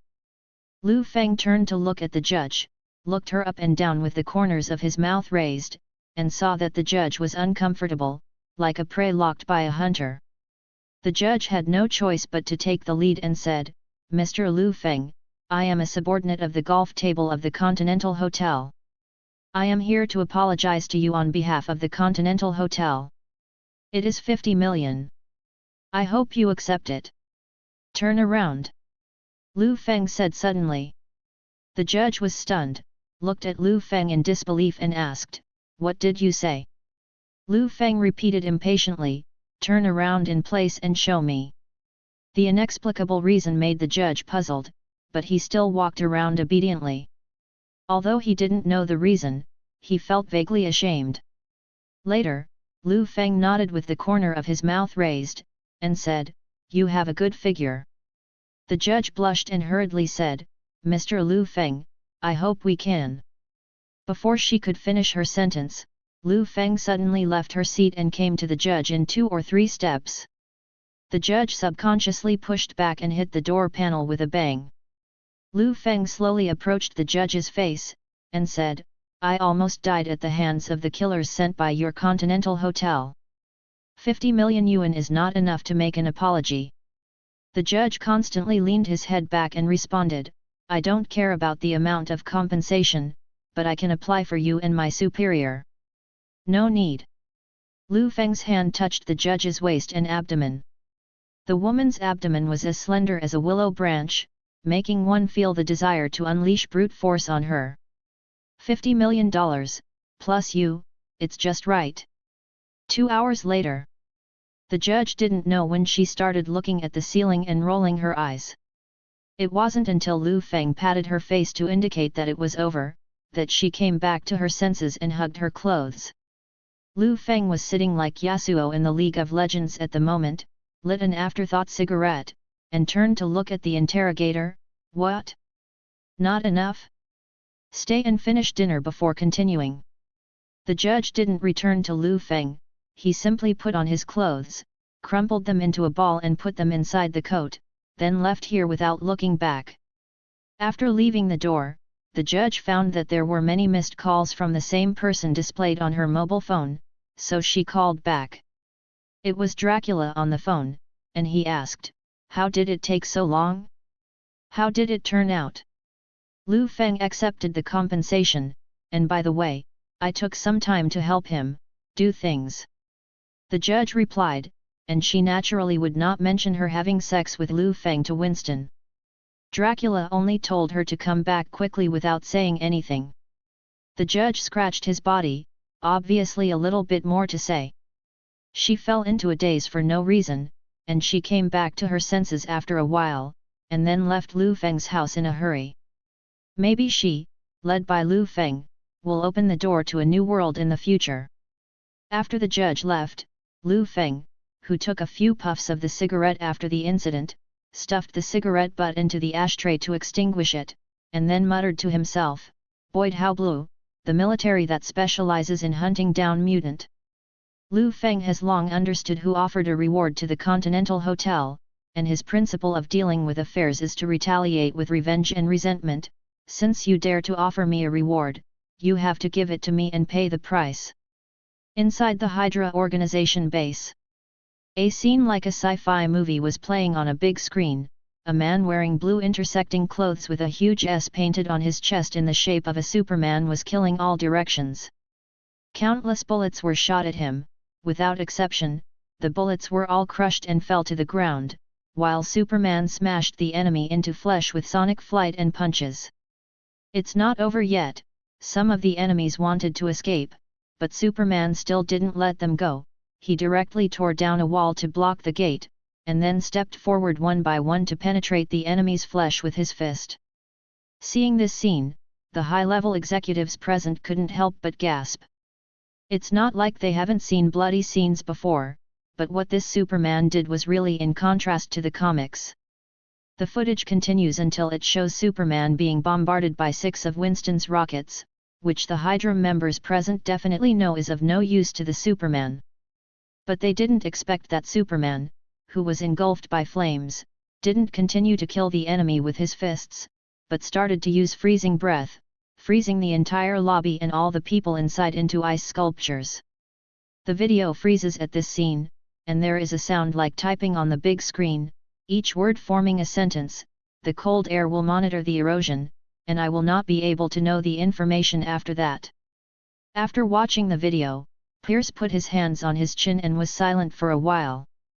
One of the senior executives of the HYDRA organization next to him said, "Look, this Superman's ability is really exactly the same as in the comics, and he is not someone we can provoke." Another executive said with a look of disdain, "What comic Superman? We are not children anymore, and still believe in the stuff in the comics? Let me say, this is a mutant. It's better to believe what you have than to believe what you don't have." The former high-ranking officer took the case and confronted the latter. Even if he is a mutant, he is also in existence with super strength, super speed, super defense, and the ability to freeze people into ice cubes by breathing. A true Omega mutant. The two of them quarreled more and more intensely, and other high-level executives also chose which side to stand on. Enough. Pierce stopped in a deep voice. Zola, what do you think? Dr. Zola is the AI that has transferred consciousness into the computer. His analysis ability is the strongest among all the people present. Zola can easily analyze the pros and cons of a matter. Hearing this, Dr. Zola began to analyze, and countless data were presented on the big screen. Everyone can't understand the arrangement of data, but they can understand individual words such as strength and battle damage. Finally, a sentence appeared on the screen: the odds of winning and losing are half and half, but the loss is too great. After Dr. Zola's analysis, everyone wanted to argue again, but Pierce scolded them to be quiet. In the end, Pierce stood up as the leader and made the final decision: since we will never have any intersection with this guy again, let's not provoke him again. But the leader. One of the executives wanted to say something more, but Pierce extended his hand and refused to say that the meeting was over. Before the meeting ended, Pierce had to add another sentence. Not just this Superman, that Liu Feng and the New York Police Department, none of you are allowed to provoke, otherwise, you will bear the consequences, and the HYDRA organization will not help you. Inside a military base outside of New York, General Boyd is reading the latest news from the United States, which can help him understand current events. He has not had free time to read newspapers for a long time, so he has been quiet for a few days. 10 days ago, there was a guy named Liu Feng, who came out when they were about to get the new mutant X-23, and killed his elite troops to the bottom. Chapter 32, Our relatives alone are enough for them to bear. Now, not only is General Boyd's elite troops gone, but Liu Feng has rescued X-23, who had been arresting him for many days, and he slapped Boyd resoundingly. Fortunately, I arranged for Major Wells to send Liu Feng's name to the Continental Hotel's reward order, and let the professional killer help him solve this trouble. Now it seems that this guy Liu Feng may have died on the street, but he is still quite puzzled, why the newspaper didn't report the news that he, the Light of New York, was killed? It stands to reason that Liu Feng's reputation is so resounding, his death should cause disturbances. At this time, General Boyd's cell phone rang suddenly. He picked it up and saw that it was the Continental Hotel. It was only then that he remembered that when Major Wilson asked the Continental Hotel to arrange a killer, General Boyd's phone number was filled in as the recipient. This means that after the target sees that Liu Feng has been dealt with, the Continental Hotel will call him to notify him. General Boyd suddenly realized that he was not dead before, so he must be dead now. Boyd answered the phone, but before he could speak, the other end of the phone spoke first. Is that General Boyd? We are the reward order processing office of the Continental Hotel, about the reward you released about Mr. Liu Feng more than 10 days ago. When the other party said this, Boyd was already secretly happy, ready to hear the next good news. In the end, the other party unexpectedly said, I'm sorry, we failed. Boyd frowned and asked, what does it mean to fail? Boyd couldn't understand the logic. After the bounty was accepted, the killer who took the task failed, so it's okay to post it until someone completes it. What is bounty failure? Boyd thought he could get an explanation from the Continental Hotel, but unexpectedly the woman on the other end of the phone did not answer her question. We are extremely sorry for this reward. Your reward amount has been returned to your account, please pay attention to check it. In the future, please reduce your cooperation with our mainland hotel to avoid dissatisfaction. Thank you for your understanding, goodbye. You don't think you should explain to me? Before Boyd finished speaking, the phone was hung up. Just when he was in a daze and wanted to call Major Wilson, who was in charge of the matter, over to inquire about something, his room was suddenly pushed away with a bang. A group of soldiers in camouflage uniforms rushed in with guns in hand. Seeing this, Boyd raised his hand, but was tied up by the soldiers. He struggled and asked, "Who are you?" "General Boyd Howbrew, you have been found guilty of endangering national security, and we are ordered to arrest you." One of the soldiers with a relatively high rank stepped forward to answer General Boyd's question. "Arrest me?" Boyd's eyes widened, obviously unable to accept this fact. "Let me go. You have no right to arrest me. Where is your boss? Call out." The leader of the other army shrugged and said, "Take it away." Boyd still wanted to fight back, but was unmoved because the entire base was taken away. A month later, the NYPD. Liu Feng was sitting in the office with a smug face, listening to his boss Arthur conveying to him the information that the military had been dealt with. Liu Feng said that to make them pay the price, naturally they must use all their strength. So, after getting out of the Continental Hotel, Liu Feng, who learned the identity of the reward offerer of the Continental Hotel, didn't stop. He directly made a phone call to report, and cooperated with his boss Arthur's authority to get rid of the other party. As for Arthur, originally he didn't want Liu Feng to conflict with the military, because he was worried that the military would punish Liu Feng first. But he didn't expect that now Liu Feng had mastered the military's black material, so he could use the conviction as an excuse to take them away. In fact, besides Arthur, Liu Feng also used another layer of his own relationship to suppress the military. "We should have arrested about 1/3 of the people by now, and we will get rid of all those people in a short time," Arthur said. "But I really didn't expect you kid to get their handle. There is an old saying in China that says to plan for a rainy day, and I can teach you someday." Liu Feng responded with a smile. At this time, Chen Long, Liu Feng's exclusive cow and horse brother, came to the door. He held a phone in one hand, knocked on the door panel with the other hand to get Liu Feng's attention, handed it to him, and said, "Brother Feng, someone is looking for you." Liu Feng narrowed his eyes slightly, and after saying goodbye to Arthur on the other end of the phone, he took the phone from Chen Long.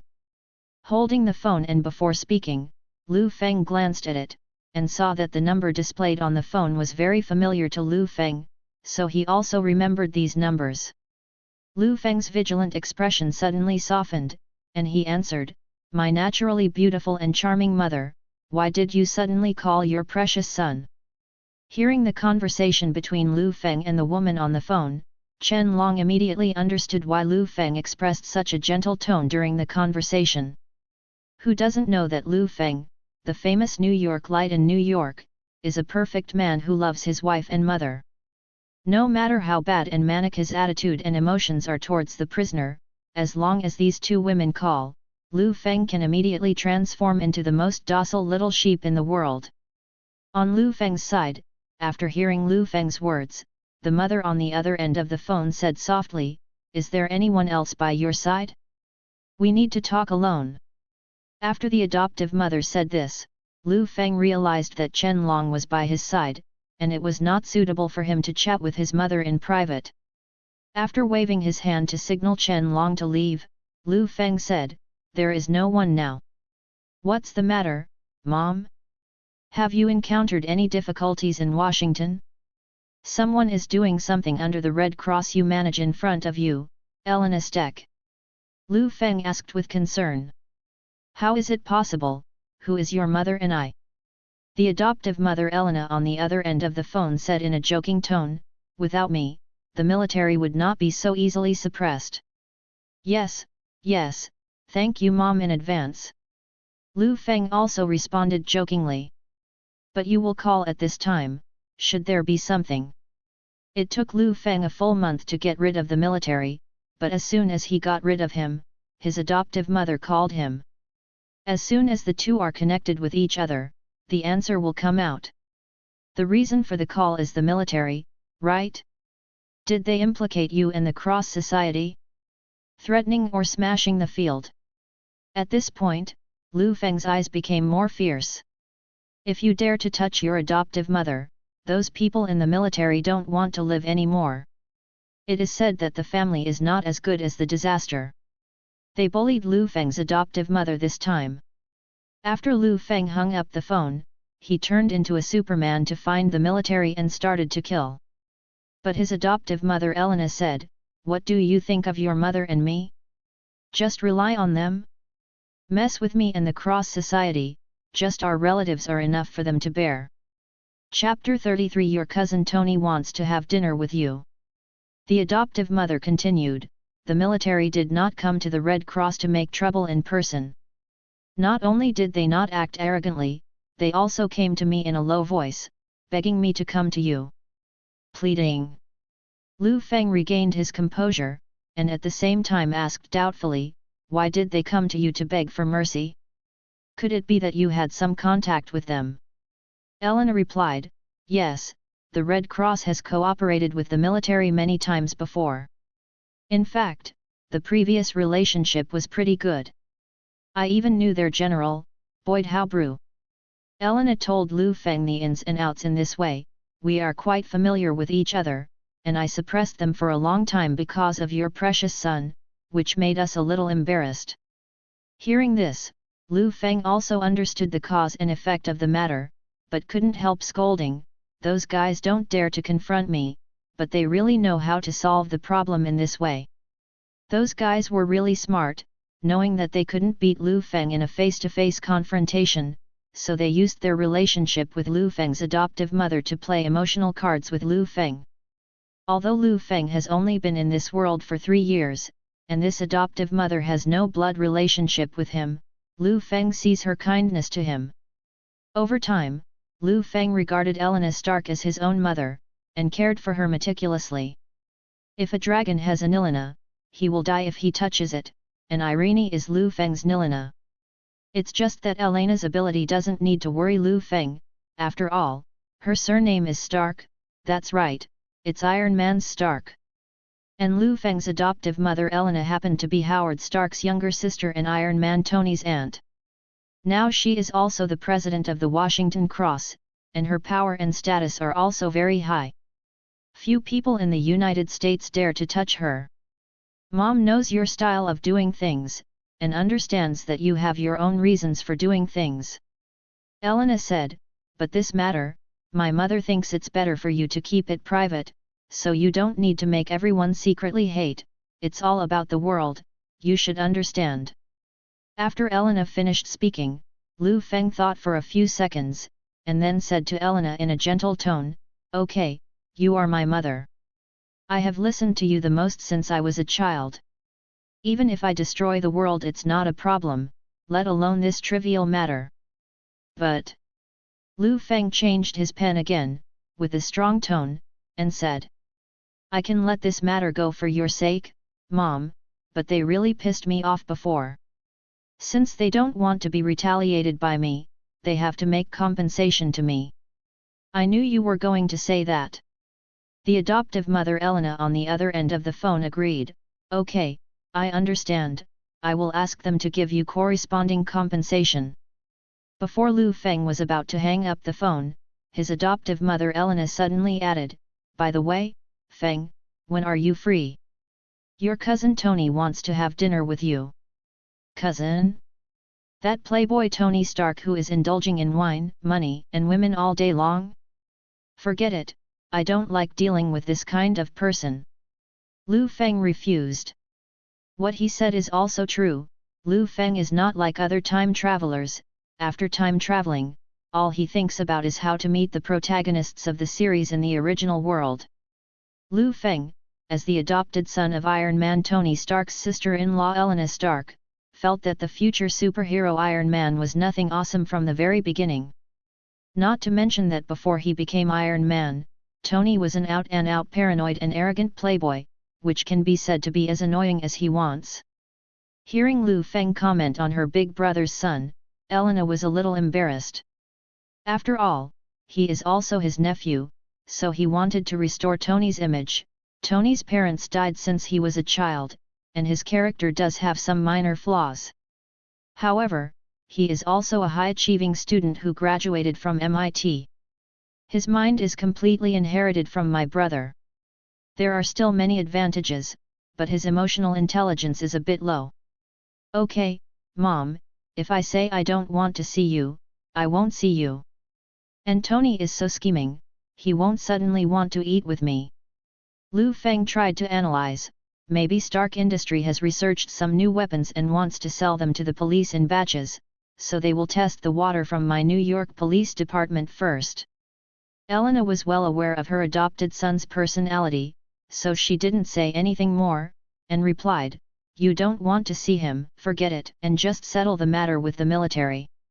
After the matter about the military came to an end, Liu Feng hung up his mother's phone and muttered, "Military, you're smart.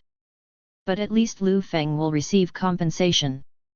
Although his mother only said that he would fight for him, Liu Feng understood, what is a compensation to the military? It is already a great gift for me to let go of the past. How could I fall short because of this small request, so they will definitely agree to my request. Sure enough, the compensation really agreed, not only agreed, but also beyond Liu Feng's expectation. Just as Liu Feng came home early before Wanda got off work, and was about to take a comfortable hot bath, when he opened the door, his eyes widened. Because the one has long brown hair, is slender, has healthy wheat-colored skin, and most importantly, is lying on his bed. This woman is not someone else, but Liu Feng is familiar with the shape-shifting King Kong series of movies. Just relying on the action of lifting the car hood, she has captured the hearts of all otaku. The heroine's name, Liu Feng, is forgotten, but she vaguely remembers the name of the Spice Girl heroine, Megan Fox. But at this moment, this woman who had haunted countless homeboys was lying on Liu Feng's bed. Even a man couldn't stand it. Definitely the point is, what about your clothes?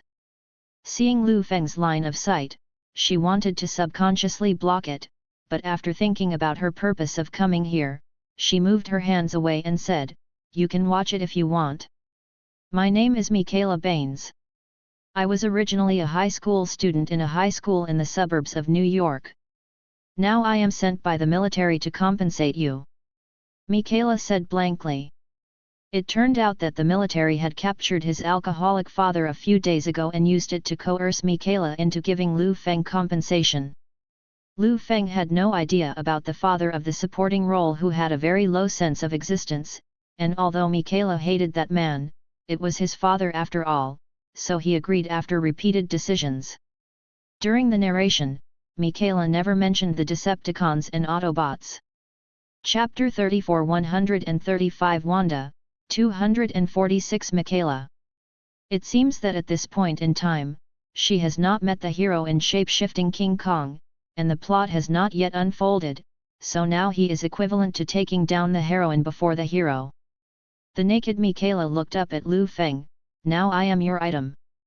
Those idiots in the military. Liu Feng couldn't help cursing inwardly. He didn't expect that the compensation he said casually was actually like this in the eyes of their military. Liu Feng really likes women very much, and they guessed it right, but when it comes to women, it depends on the occasion. This is his home. Liu Feng is already a married man. Both parties were happy to send a woman here, but they both ignored the existence of Liu Feng's wife, Scarlet Witch Wanda. If she ever finds out she's having a woman at home. At this moment, the sound of a car suddenly came from outside the door.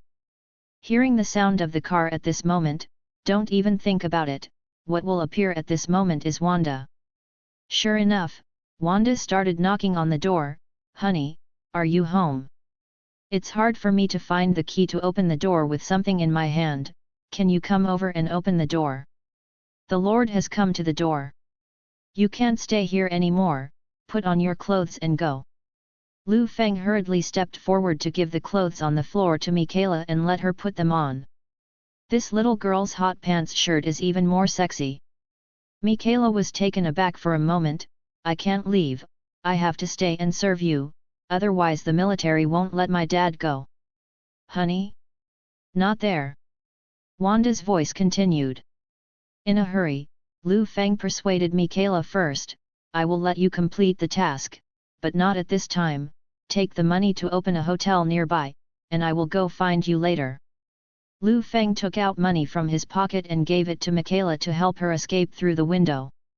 Fortunately, Liu Feng's house was on the first floor, so she could leave easily. It was the sound of a key being turned to open the door suddenly from outside the door. Liu Feng tidied up the room a little and was about to leave the room, but Wanda opened the door first. "Aren't you here, dear? Why didn't you answer me just now?" Wanda asked suspiciously. Liu Feng rubbed his head and said, "I'm too tired today. I took a nap after I came back from get off work. I didn't hear your voice until just now. You opened the door before I had time to answer, haha. But why is there sweat on your head?" Wanda asked again. "Because I was too tired and fell asleep. I forgot to turn on the air conditioner, so it was very hot." Liu Feng said perfunctorily, "Hey, it's really hot, I'm going to take a shower first." Wanda squinted her eyes at Liu Feng, but shrugged her shoulders and turned around to do things in the next second. The next day, in a certain hotel, the mobile phone on the bedside table rang. Liu Feng stretched out his hand to touch it and found the mobile phone. Before he could speak again, a voice came from the other party, "Mr. Liu Feng, you must have received our compensation. Are you satisfied with our compensation?" Hearing this sentence, Liu Feng lowered his head slightly, looked at the woman who was serving him, and responded with the corner of his mouth raised, "It's not bad." The military matter came to an end, and the HYDRA organization didn't bother Liu Feng anymore.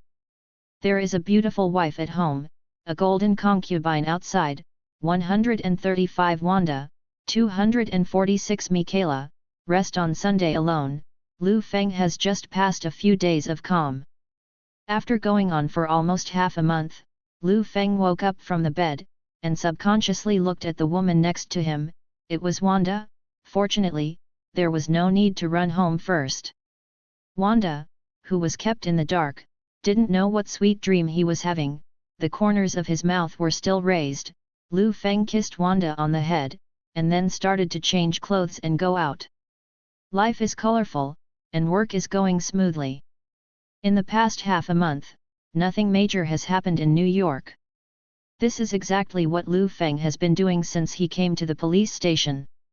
New York, once known as a city of crime, directly suppressed the criminals like sheep after Liu Feng intervened, and the whole city exuded a simple and honest atmosphere.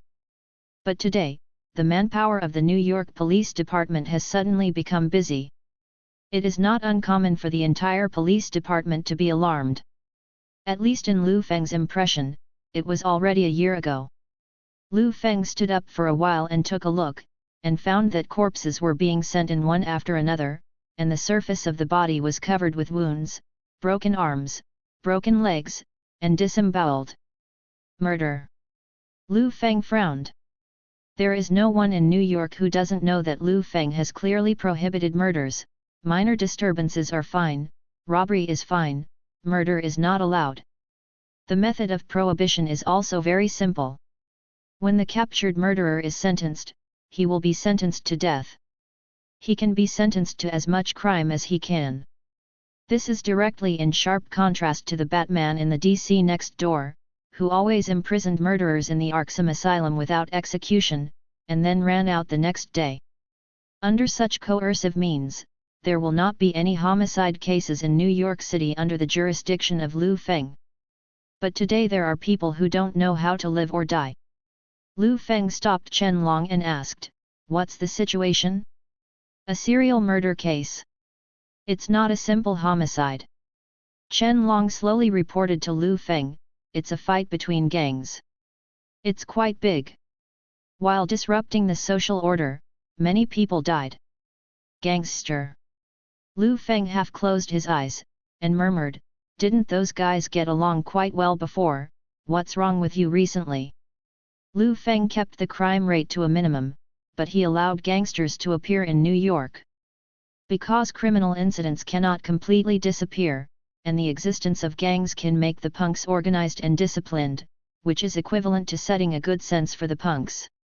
When the scale and power of the gangsters are formed, without Liu Feng's intervention, the gangsters themselves can control the punks under them submissively. As for Liu Feng, he only needs to establish a good relationship with the leader of the gang, turn a blind eye and close one eye, and allow the gang to do shady business, which can reduce the crime rate in New York. There have been no problems all the time, only today, a murder case occurred, and it was not a small fight between gangsters, but a fight between gangsters. It's like the subordinates didn't do anything, and the management started to fight. Things between gangs and gangs are the most difficult to deal with, and this kind of case will never happen only once. If it is not resolved properly, more and more people will die. Brother Feng, do I need to lead a team to do this matter? I'm confident that it will be resolved. Niu Ma's younger brother Chen Long asked Liu Feng, obviously wanting to show off in front of Liu Feng. Chapter 35 Jin Bing, hello. Liu Feng shook his head and said, you can't handle it, I will investigate this case myself. Looking at the information about gangsters in his hand, he suddenly found that among these gangsters, there was a gangster under Jin Bing's command that he was familiar with. Jin Bin, formerly known as Wilson Grant Faith, is the largest underworld leader in New York and even the United States, and is the #1 mortal enemy of superhero Daredevil. In addition to the Daredevil movie, he also appeared in the Spider-Man Parallel Universe animated movie, and Liu Feng did not have much dealings with him after time travel. Because in New York City, Liu Feng is the biggest white gang, and Jin Bing is the biggest gangster, so Jin Bing also gave Liu Feng a lot of face and helped Liu Feng maintain the order of the gang. Since this matter was done by people under Jin Bing's command, it would be easy to handle. Liu Feng narrowed his eyes and focused on one of the surviving gangsters, Jay. Little punk Jay is bad. Originally, he didn't belong to any gang. He was just a little guy who spotted rich people on the streets of New York and went up to rob them. But this kind of method cannot become a livelihood for him to live on. One day before he was robbed, Jay was raped by a gang, saying that he was not qualified to rob on the street. Later, Jay learned to be smart and joined a gang, thinking that he would be able to live a life of the underworld without worrying about food and clothing. But the damn thing is, not long after he joined the gang he belonged to was suddenly involved, and he got involved with another gang out of nowhere. He was timid, and he didn't do much work on the front line, so he stayed until the end. He also used this to see a strangely dressed person in the opponent's gang, telling dirty jokes while killing people. Jay escaped by pretending to be dead, muttering that he was too weak, and it would be better to return to his old profession, so he squatted on the street early in the morning to find his target. It's you, a rich family of 3. Jay locked on the target. The family of 3 had just finished watching a movie and were on their way home. When passing through a small alley, Jay jumped out with a knife and interrupted the laughter of the family. Jay waved the definitely knife in his hand and said, obviously, robbery. The father among them hurriedly protected his wife and daughter. It's okay, as long as you don't hurt them, I can give you whatever money you want, and I can give you all the money on my body. Jay couldn't help laughing. He didn't expect to be so lucky today to meet such a rich man, and now he can be happy for several weeks. Just as Jay was about to take the money, a voice suddenly came, find a corner and squat down with your head in your arms. I only give you 2 minutes.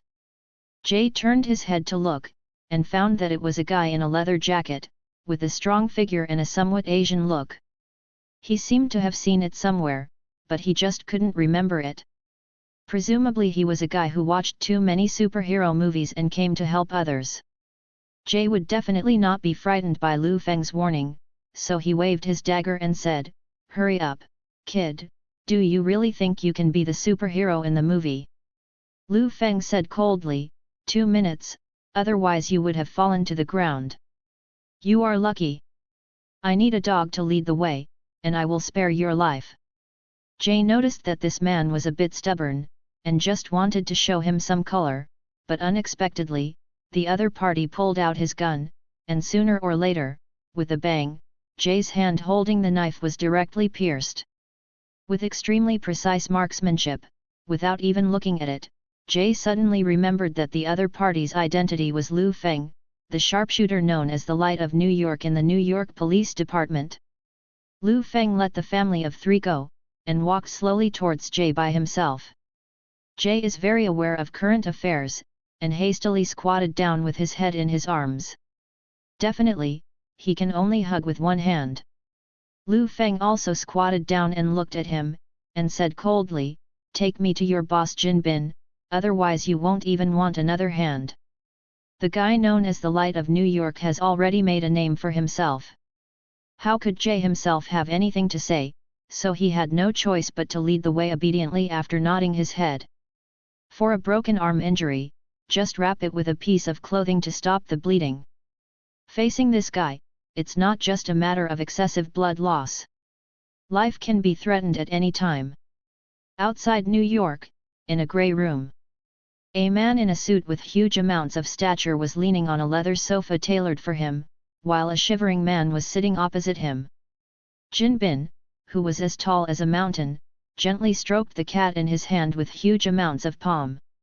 He spoke lightly, never taking his eyes off the cat in his hand, and said, "Tell me, Rex, do you respect me?" The man named Rex shuddered immediately, and responded, "Definitely. You are Jin Bin, the crime king of the United States, and my respect for you is endless. Then why did you move your hands beyond your range to move my territory?" Jin Bin squinted at him, a murderous look emerged spontaneously, and Rex didn't dare to look at him. "I was wrong. I was wrong. I was obsessed by ghosts. Please, Master Jin, please give me another chance. I promise this will not happen again."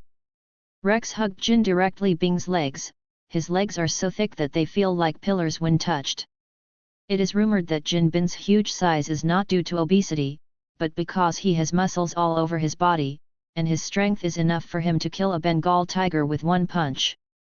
Jin put the cat on the table, waved to Rex who was holding his leg on the ground, and motioned for him to stick his head up. Rex thought there was a joke, so he stood up and stretched his head.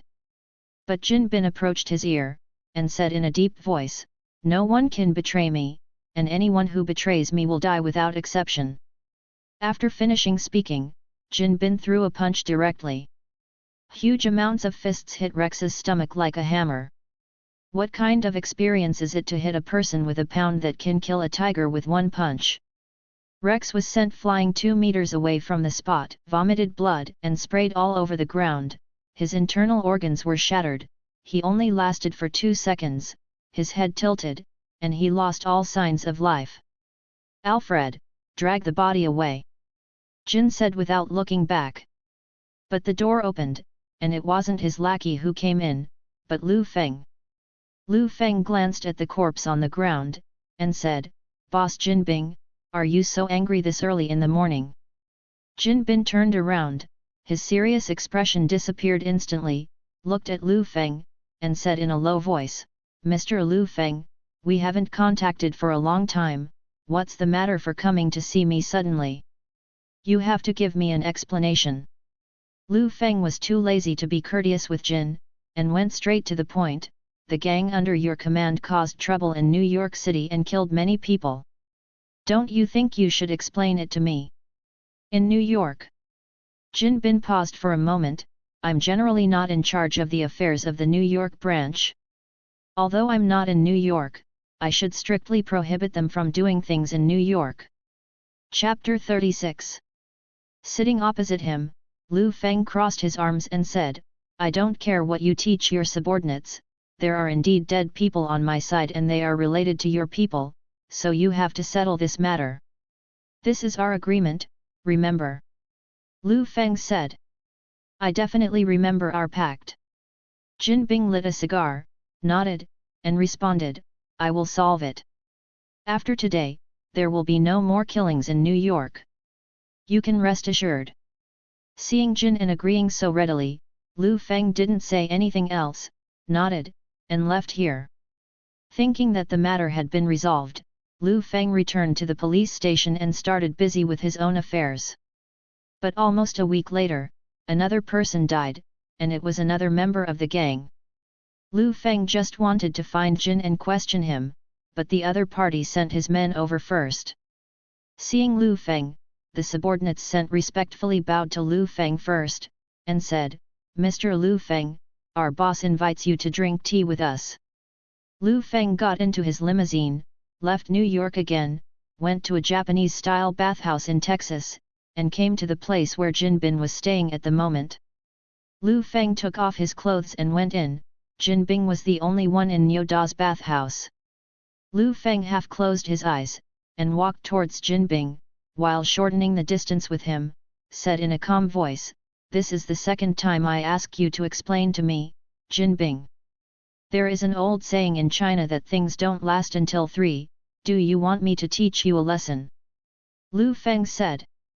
With his back to Liu Feng, Jin Bing said slowly, "I tried my best, but I can't do this, because what happened in New York recently is not a simple battle between gangsters." Jin Bin, whose upper body was exposed out of the water, picked up a printed document from Yanbian and held it up to Liu Feng. "This matter involves a mutant."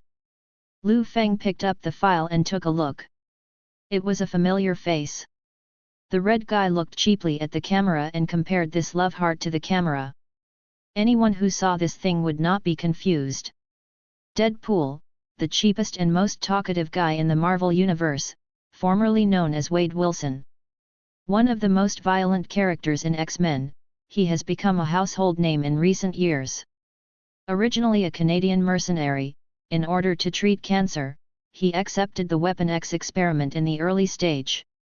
After the beginning of the experiment, there was no significant effect, and it was listed as a failure by Weapon X, but it was later discovered that Deadpool has the ability to quickly regenerate. Even if the body is torn apart, it can be restored to its original state, but because the test was successful, it was burned by fire, and the regenerative ability and cancer cells repel each other, resulting in scars all over the body. So Deadpool, whose whole body including his face was burned, can only wear a mask and tights all the time, and because of the excessive growth of brain cells, others also become crazy. After possessing the super ability and not belonging to any organization, he became a mercenary who took money to kill people. Because of the super ability of its bug, he has also become the best object to use. Jin explained word by word, "This guy is now hired by the Russian gang to help the group of Russians and want to suppress my power. So I plan to start troubles from my influence in New York. But I didn't know that New York is now your world." Jin Bing looked at Liu Feng and said, "Deadpool is too strong a mutant. He can single out me and help him alone. I can't solve it. I can only rely on you. By the way, let me help you deal with him." Liu Feng looked at Jin Bing coldly. Jin Bing sighed, and said, "When I owe you a favor, I can promise you anything within the range of my ability, is that okay?" Liu Feng shrugged and said, "It's not too bad. If you're looking for him, my boy has probably locked the area where he is." Jin Bin was about to tell Liu Feng where Deadpool was. "No need," Liu Feng directly raised his hand to signal him to shut up, "I know where he likes to go most." Seeing this, Jin Bin nodded and stopped talking. "That's right." Just 2 steps away, Liu Feng suddenly stopped, tilted his head slightly, without turning back, and said to Jin Bing, "Tell Jin Bing, come see me yourself next time." Jin Bin in the pool was shocked, and stared at Liu Feng with wide eyes. When I can't see that you and the last time are doubles," Liu Feng said coldly. Liu Feng, who squinted at Jin Bing, perfectly interpreted what it means to be true domineering sideways, making the fake Jin Bing, who was facing Liu Feng's back, shudder instantly. He was afraid, because he knew the character of the decisive man in front of him. As long as he found out that someone was deceiving him, the only thing he would face was death. Fake gold and subconsciously backed away, but he also knew that there was no way to escape. Fortunately, Liu Feng did not intend to kill him. He just left the last sentence, "As I said just now, there is a Chinese proverb, there are only 3 things. If the person who meets me next time is still a substitute, you go to give the gold and collect the body." Leaving these words behind, Liu Feng left here without looking back. Putting on his own clothes and getting into Jin Bin's little brother who had been waiting for him for a long time outside the long car, Ma Tsai asked respectfully, "Mr. Liu Feng, where are you going now?" Liu Feng rested his head on the palm of his hand and said, "Go to the most famous stripper bar in New York. Gorgeous lights, blasting music, twisting hips, flying bills, this is what a stripper bar is made of." The hormonal breath just spread infinitely in this small space, and the young men and women writhed as if they wanted to show all the beauty of their bodies. The strippers, who master the psychology of men to death, unleash their charm without reservation. The men holding banknotes in the audience cheered for themselves, and stuffed the banknotes into their work clothes that saved a lot of fabric. It's just that one of the customers was so weird that even the veteran stripper who had served men from 18 to 80 years old couldn't help being surprised. That Tuo, wearing a red combat uniform, has 2 handfuls of something hanging on his back. Wearing an absurd hood on the face, twisted more charming than strippers, what is it? 1 or 2 days is okay, but he has been here for a full week. Don't be shy, little girl, twist it up, master. There are plenty of banknotes here. Deadpool, the cheap guy, twisted his ass while waving the dollars in his hand. Although the stripper was surprised, no one would be troubled by money, squinting their eyes, twisting their buttocks, and rolling in money. There is nothing easier in the world than this. Just the next second, the stripper was suddenly embraced by Deadpool, who stepped onto the stage, and the sudden move made her want to resist. Everyone knows that there is a rule for strippers, that is, they can only look but not touch. This strange guest actually came to the stage and hugged her. Chapter 37 Mr. Deadpool, how are you thinking? The stripper was in a hurry and wanted to call the security guard over to deal with it. At this moment, Deadpool suddenly stretched out his finger and put it in front of his mask, making a SHH gesture. He looked at the stripper, and because he was wearing a mask, he didn't know what the expression in her eyes meant. I only heard him say, "From the moment I saw you, I was sure that you will be my life partner, so don't be shy, let's collide with the spark of love." "This, sir." The stripper looked a little embarrassed. "You are more passive?" "It doesn't matter, I like to be active and dominant, whether it's on the ground or in bed, you understand, right?" Deadpool said meanly. The stripper wanted to say no, but felt Deadpool's muscles hidden under his battlesuit. Not to mention, in terms of appearance, although Deadpool is disfigured, his figure is not strong enough. After wearing the mask, it also adds a sense of mystery that women like most. And he's cheap, very cheap, which probably corresponds to what Huaxia often said, men are not bad and women don't love them. This is why Deadpool can play almost all the female characters in the comics, and also has a group of base love CP with the friendly Spider-Man. As for the stripper in front of him, Deadpool has been chasing him for a full week. Since that incident in New York, he has ordered this stripper every day. The atmosphere and everything are rendered in place. Deadpool almost took off the lower half of the mask, and came to have a passionate kiss with this sexy stripper. It seems that I came at the wrong time. At this time, a figure slowly walked from the door of the bar. Deadpool turned his head and saw that it was Liu Feng.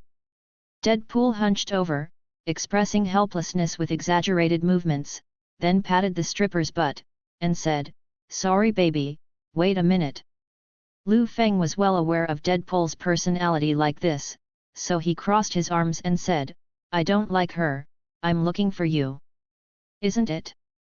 Don't mess with my baby, but you have a crush on me." 20 minutes later.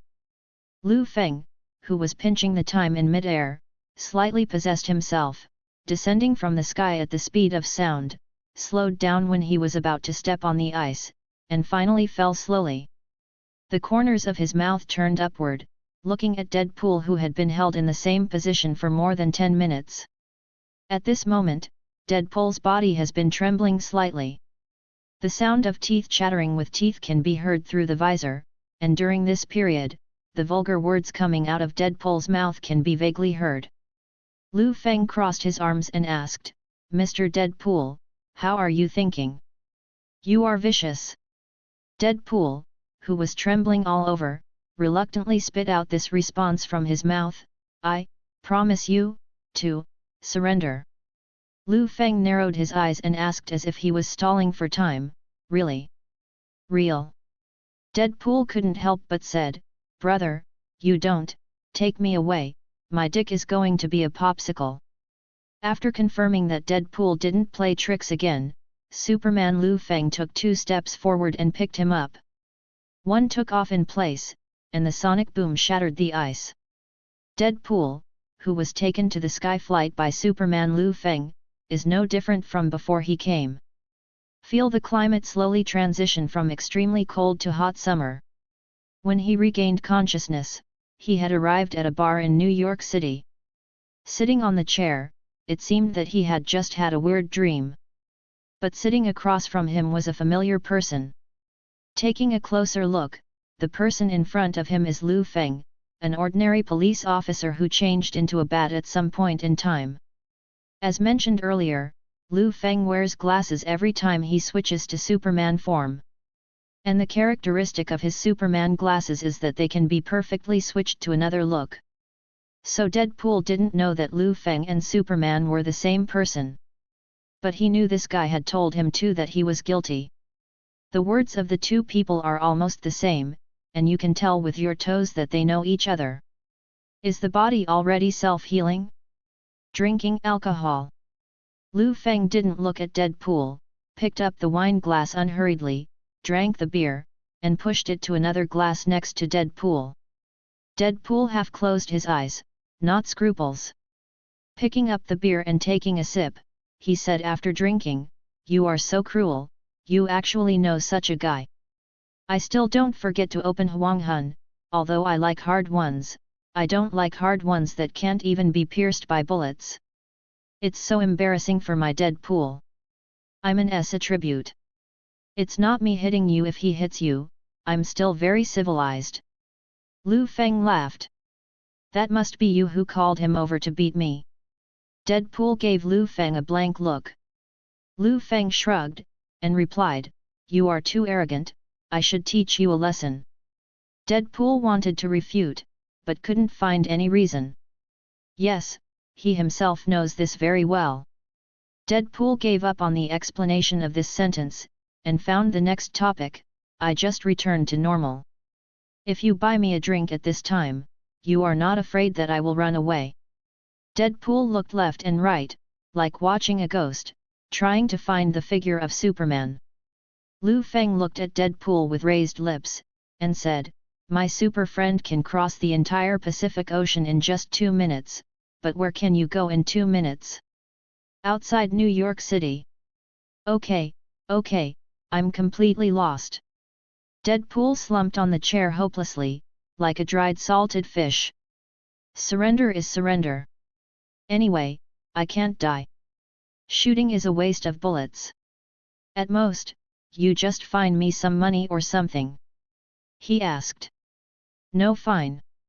Liu Feng took a sip of his wine and shook his head, "I want to lock you up." Hearing this, Deadpool jumped up and cursed, "Damn, you are too disgusting. I knew I couldn't die, so I wanted to lock me up." Deadpool was powerless and furious, so he could only try to ask, "How long? Half a month? 1 year? 2 years? 5 years?" Liu Feng raised 2 fingers and replied, 20 years. 20 years. Deadpool slapped the table directly, "You've been poured with mercury into your fucking brain. I'm only in my 30s this year. I've been in prison for 20 years. Even if I don't look old, I'm old in mind." Liu Feng shook his wine glass and explained, "Originally, in terms of your murder, I only sentenced you to 10 years, but if you disrespected me, another 10 years will be added." He looked at Deadpool with the corner of his mouth raised, and said, "Warning, you don't respect me very much now. Brother." Deadpool, who had no integrity, lay down directly and hugged Liu Feng's thigh. Tears seemed to be overflowing the mask. Chapter 38 Deadpool, I really can end number 039, stay for 20 years. I can't stand loneliness. I really can't stay for 20 years. You might as well let me be a target for a few months, and you can have fun, why not? Deadpool looked at Liu Feng pitifully. I will definitely be imprisoned for 20 years.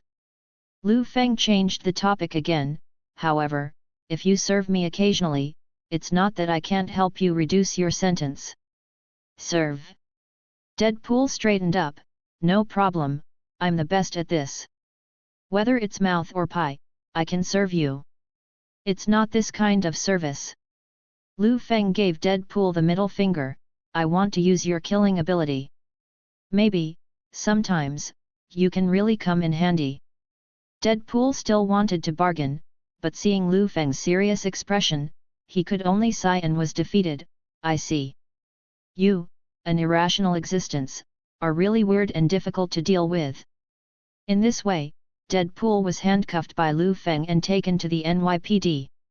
During his detention, Liu Feng also made 2 demands on Deadpool. The first is not to allow Deadpool to leave the prison. After all, this guy's ability is not bad, and it takes a minute for a mutant to escape from prison. So Liu Feng reminded Deadpool that if he escaped from prison and was found by Liu Feng, he would ask Superman to capture him personally to the North Pole to freeze a human-shaped ice sculpture. The second requirement is that Deadpool is not allowed to reveal the identity of mutant, and he can only be an ordinary person honestly. However, as long as this guy doesn't talk too much, no one will be able to discover his super ability as a mutant. Another major Marvel figure was added to the prison, and Jin Bing owed Liu Feng a favor because of this, and the matter came to an end. It's leisure time again, the family and business are happy, Wanda Michaela and the 2 beauties also play tricks for Liu Feng every day, very happy. S.H.I.E.L.D. base.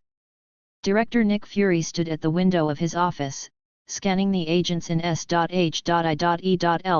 through huge amounts of floor-to-ceiling windows. He held several printed documents in his hand, and on one of them was a mean guy wearing a red hood. 2 pieces of information, one is the profile of Deadpool, and the other is the work he has been doing all the time, whether it is in the X-Men or the daily life of a mercenary after the X-Men disappeared. Black Widow Natasha Romanoff, who has a perfect figure, walked slowly, looked out of the window next to Nick Fury, and said softly, that matter has been dealt with, it's just Liu Feng won't find out. Nick Fury said lightly, I'm not afraid if I find out, I have plenty of ways to guard against him. In short, Wade Wilson, we must take him away. Deadpool's self-healing has the same effect as Wolverine, even stronger than Wolverine. Compatibility is considered excellent in X-Men, and it is indeed useful for SHIELD. Natasha Romanoff nodded, and replied, you just decide. Then he stood with his hands behind his back and said, now Deadpool has been transferred to the prison of the Washington General Bureau through our transfer order, and he can be brought out at any time. Get it out tonight, the sooner the better, before you have a long night's sleep, Nick ordered to Natasha Romanoff. Natasha Romanoff nodded and left the office after saying hello. Inside the NYPD, Liu Feng was drawing a lottery, and he hadn't drawn a lottery for several days. Because of his non-chief's physique, he wondered if the things he drew would be better every few days. The result is not that I got something useless today. This thing, I just couldn't get it, it was as rare as the Superman's physique.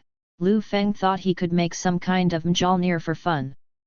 With a wave of his hand, Liu Feng turned off the lottery system in his consciousness, and put his gaze back into reality. At this time, the policeman Chen Long walked in and said to Liu Feng, Brother Feng, I just came back from prison, but there is something wrong with Wade Wilson's imprisonment. Oolong. Liu Feng asked, could it be that he escaped from prison? It has been more than a month since Deadpool was imprisoned.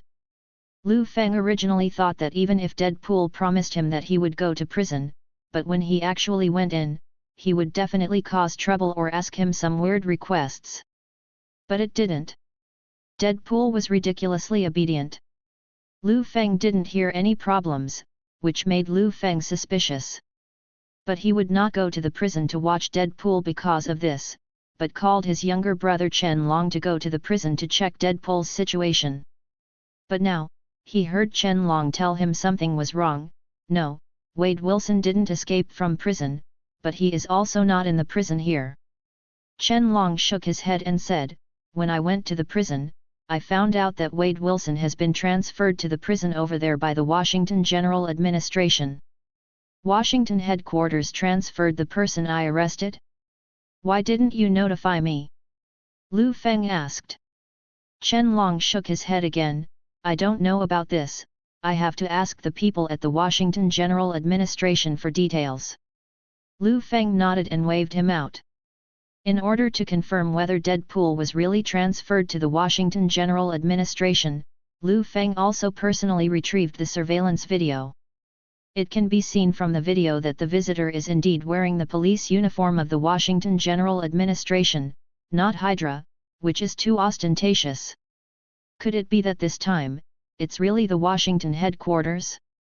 Deadpool, a mercenary and a former member of the X-Men, since the self-healing ability is also of great use to scientific research, will indeed be under scrutiny.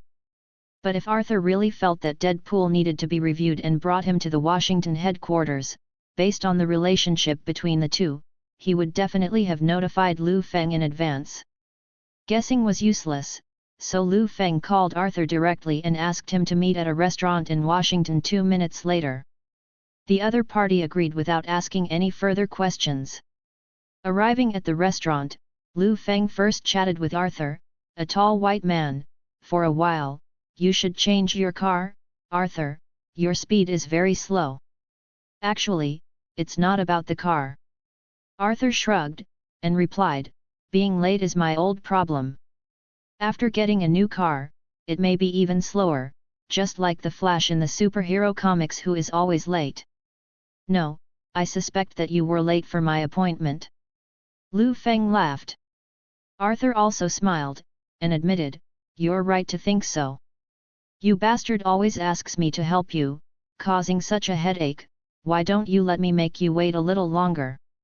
Liu Feng shrugged, "It's not unreasonable." "Okay, no more greetings, you probably didn't just catch up with me." Arthur sat down and asked, "Come on, is there anything you want to talk to me that you can't say on the phone?" Seeing this, Liu Feng said, "I came to talk to you about Wade Wilson." He imagined so many expressions on Arthur's face when he heard that. Unexpectedly, Arthur showed a puzzled expression and said, "Who is Wade Wilson?" "Wade Wilson, Deadpool, you really don't know this person?" Liu Feng also mentioned Deadpool's nickname. "I don't know." Arthur shook his head and said, "Is he famous? I should know him." Chapter 39. Please enter the urn. "He is a criminal I caught in the prison, and was transferred to your prison a few days ago." Liu Feng asked, "Didn't you order the transfer from the New York Police Department to the Washington General Bureau?" "No, I've never given such an order, and I've never heard of this guy's name." Arthur responded briskly. Added another sentence, "If I did it, I would have notified you a long time ago, and I wouldn't have waited for you to come here from the New York Police Department to find me. It wasn't your order to the police station, but your people received an order to transfer him away." Liu Feng muttered to himself, aware of this familiar scene. Only a transfer order could move someone away, but Arthur didn't give an order. That is, someone has forged the transfer order, and has the ability to forge the transfer order. It must be a powerful organization, either HYDRA or SHIELD. As for the HYDRA organization, the entire base was pierced by Liu Feng alone last time, and Superman's terror has long been ingrained in their hearts. Even if they were given 10,000 courage this time, Pierce would not dare to issue such an order to the members of HYDRA to provoke him again. If it's not HYDRA, only S.H.I.E.L.D. is left, and the one who gave the order must be the head of S.H.I.E.L.D., that is, the black egg, Nick Fury. You've become fatter, black stewed egg. Liu Feng folded his hands on his chest, his eyes became sharp. Since you dare to challenge me, you must be prepared to bear the price. Bringing Deadpool to the Washington headquarters was only the first step. They would definitely come to the headquarters to take him away in person, and Liu Feng didn't even have to come to them to settle the score. Under Arthur's puzzled eyes, Liu Feng stood up and patted him on the shoulder. Go, let me teach you what is in the Chinese proverb, please enter the urn. S.H.I.E.L.D. base. Nick Fury in the office watched with a condescending attitude as Black Widow downstairs led a group of S.H.I.E.L.D. agents to capture Deadpool back.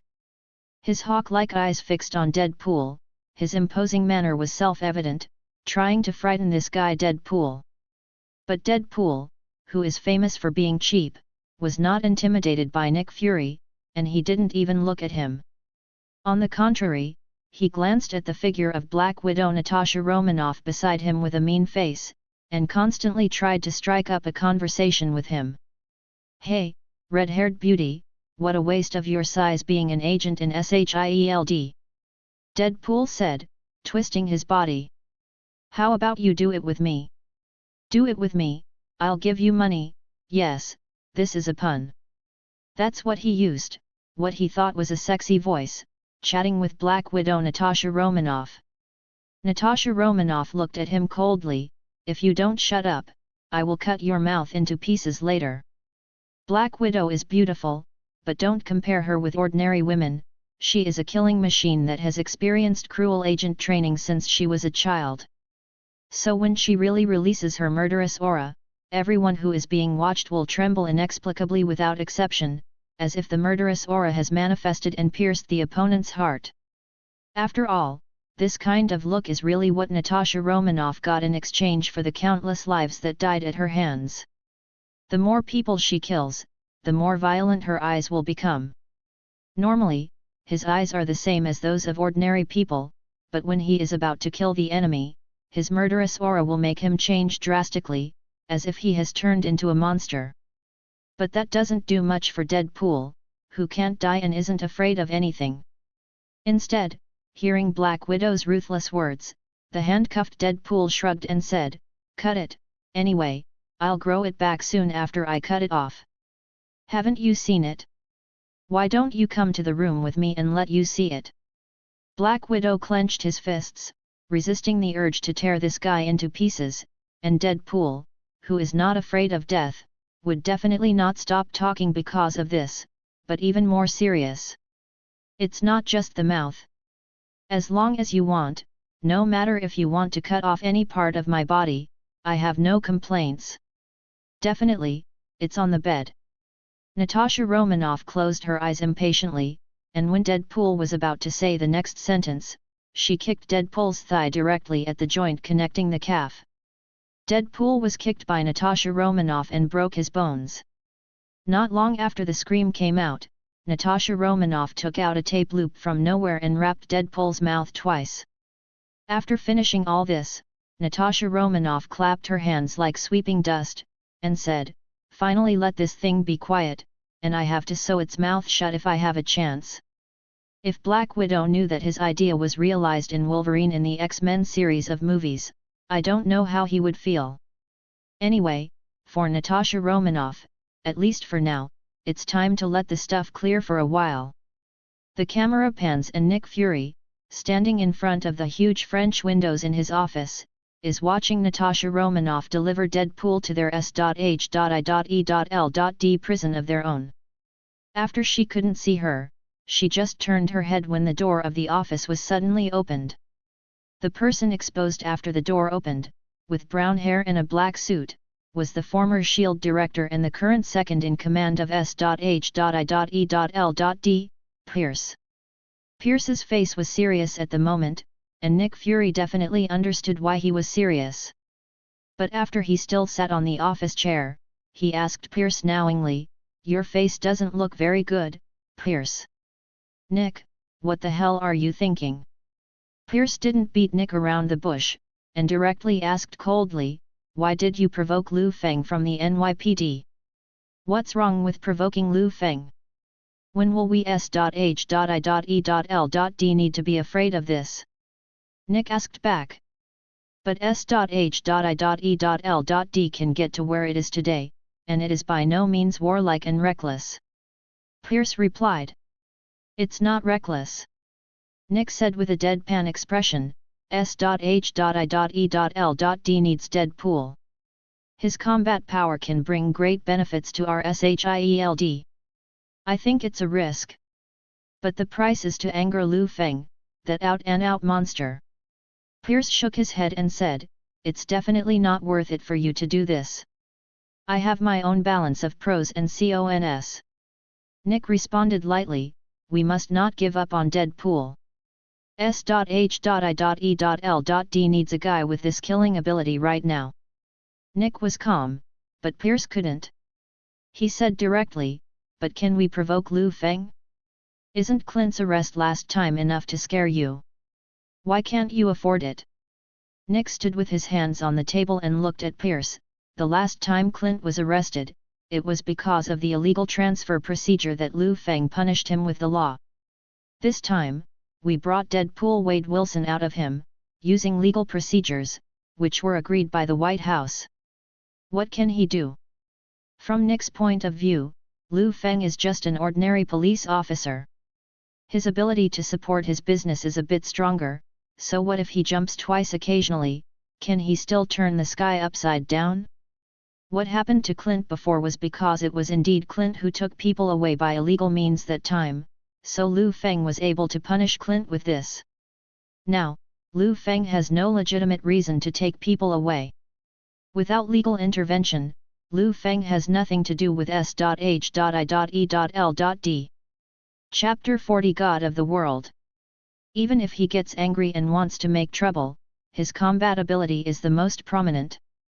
That is to say, his marksmanship with 100 shots and 100 hits, but he is a popular target, and he can hit 10 with one hit. There are so many agents in the entire S.H.I.E.L.D.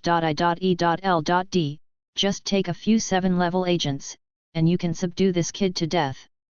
Nick had analyzed everything long before that. So, we're done talking? Pierce asked. Yes, I can make concessions on other things, but I must stick to my ideas on this matter. Nick responded decisively, with a tougher attitude. Pierce's expression was flat, and he couldn't see any emotion. After he nodded, he didn't say anything more, and turned around and left Nick's office. Nick watched Pierce leave, turning his head away. Pierce had just returned to his own office from Nick's office, and immediately picked up his cell phone and dialed a number. As soon as the call was connected, the other party said a word first. Obviously, the person on the other end of the phone is a member of the HYDRA organization. Turn on the highest alert state, fully dormant S.H.I.E.L.D. Pierce held the phone, expressionless. Except for those who cannot get away from the mission, the rest of the troops can be dispatched as many as they can, and as many as they can be lurking. Turn on the highest alert state. Are you sure, boss? Isn't this only activated when the world is doomsday? I'm the leader. If I tell you to drive, you can drive. Why so much nonsense?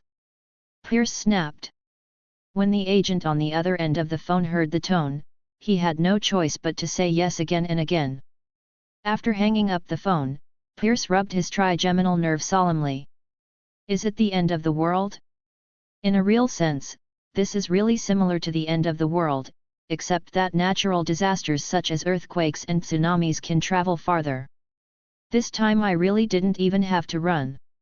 Pierce himself understood that Nick Fury's understanding of Liu Feng was not thorough at all. In Nick's eyes, Liu Feng is just a policeman with better marksmanship. But he ignored the most important point in Liu Feng's combat effectiveness. That is, Superman. If there is no Superman, you can get Liu Feng, at most he is just an ordinary person. But in Pierce's perception, there was someone standing behind Liu Feng. Oh, alien Superman who has leveled one of the HYDRA bases. Nick Fury is simply out of his mind to try to provoke Liu Feng. I'm afraid something will happen this time. Pierce muttered to himself. Inside the S.H.I.E.L.D.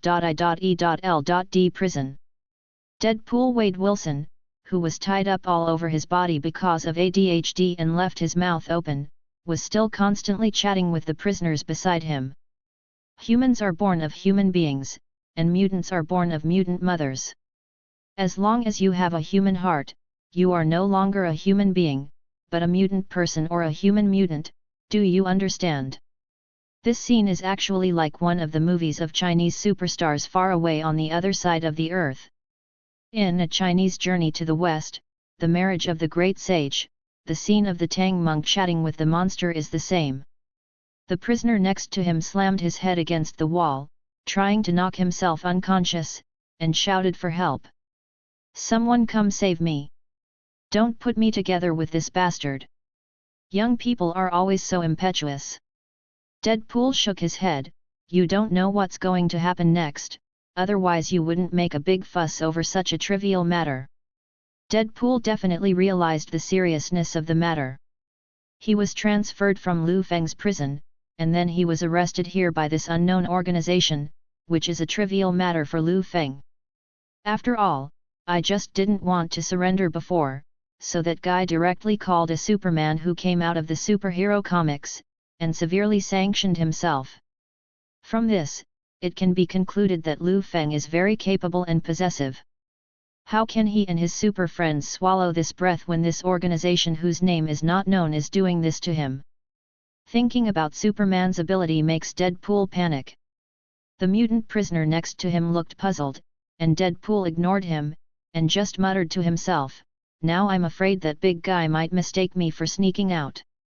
Deadpool didn't want to get involved in this muddy water.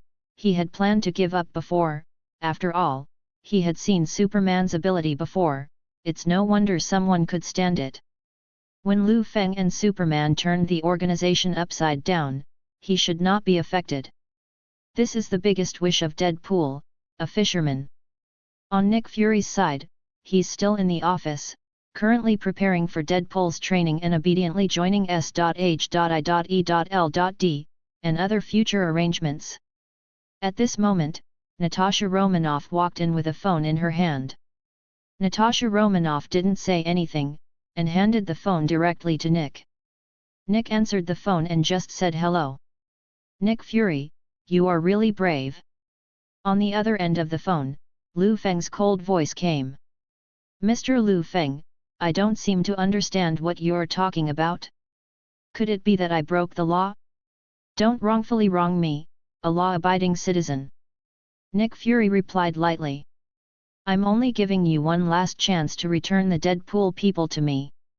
Liu Feng's voice was already a little angry, and he issued an ultimatum to him. "Release people? Why should they be released?" Nick pretended to be authentic. "So our S.H.I.E.L.D. broke the law again this time or something?" What he meant was that the procedure of S.H.I.E.L.D. this time is completely legal, and Liu Feng will not be able to do anything to S.H.I.E.L.D. like the last time he sanctioned Hawkeye Clint. Unless Liu Feng has the ability to modify Beijian Palace's order, what S.H.I.E.L.D. did is legal. Do you really think that as long as your actions are legal, I will not do anything to you S.H.I.E.L.D.? Liu Feng's voice on the other end of the phone was deep and deep, like an angry lion. "One last chance, man, is it still worth it or not? Are you really capable of bearing my anger?" As the current S.H.I.E.L.D. director, Nick Fury will naturally not be shocked by such words. He replied deadpan, "Man, I will never let go." Nick continued, "If you plan to settle all this with personal grievances, and you can't even call the police station to help, what can you do alone?" The answer to Nick Fury was the beeping sound after the phone was hung up. At this moment, even through the phone, Nick could feel the anger from the other end of the phone. Liu Feng coldly closed the phone, put it in his left pocket, and reached out from his right pocket to take out something, Superman glasses. It is the opposite of the situation in the original manga where taking off the glasses can greatly improve the temperament.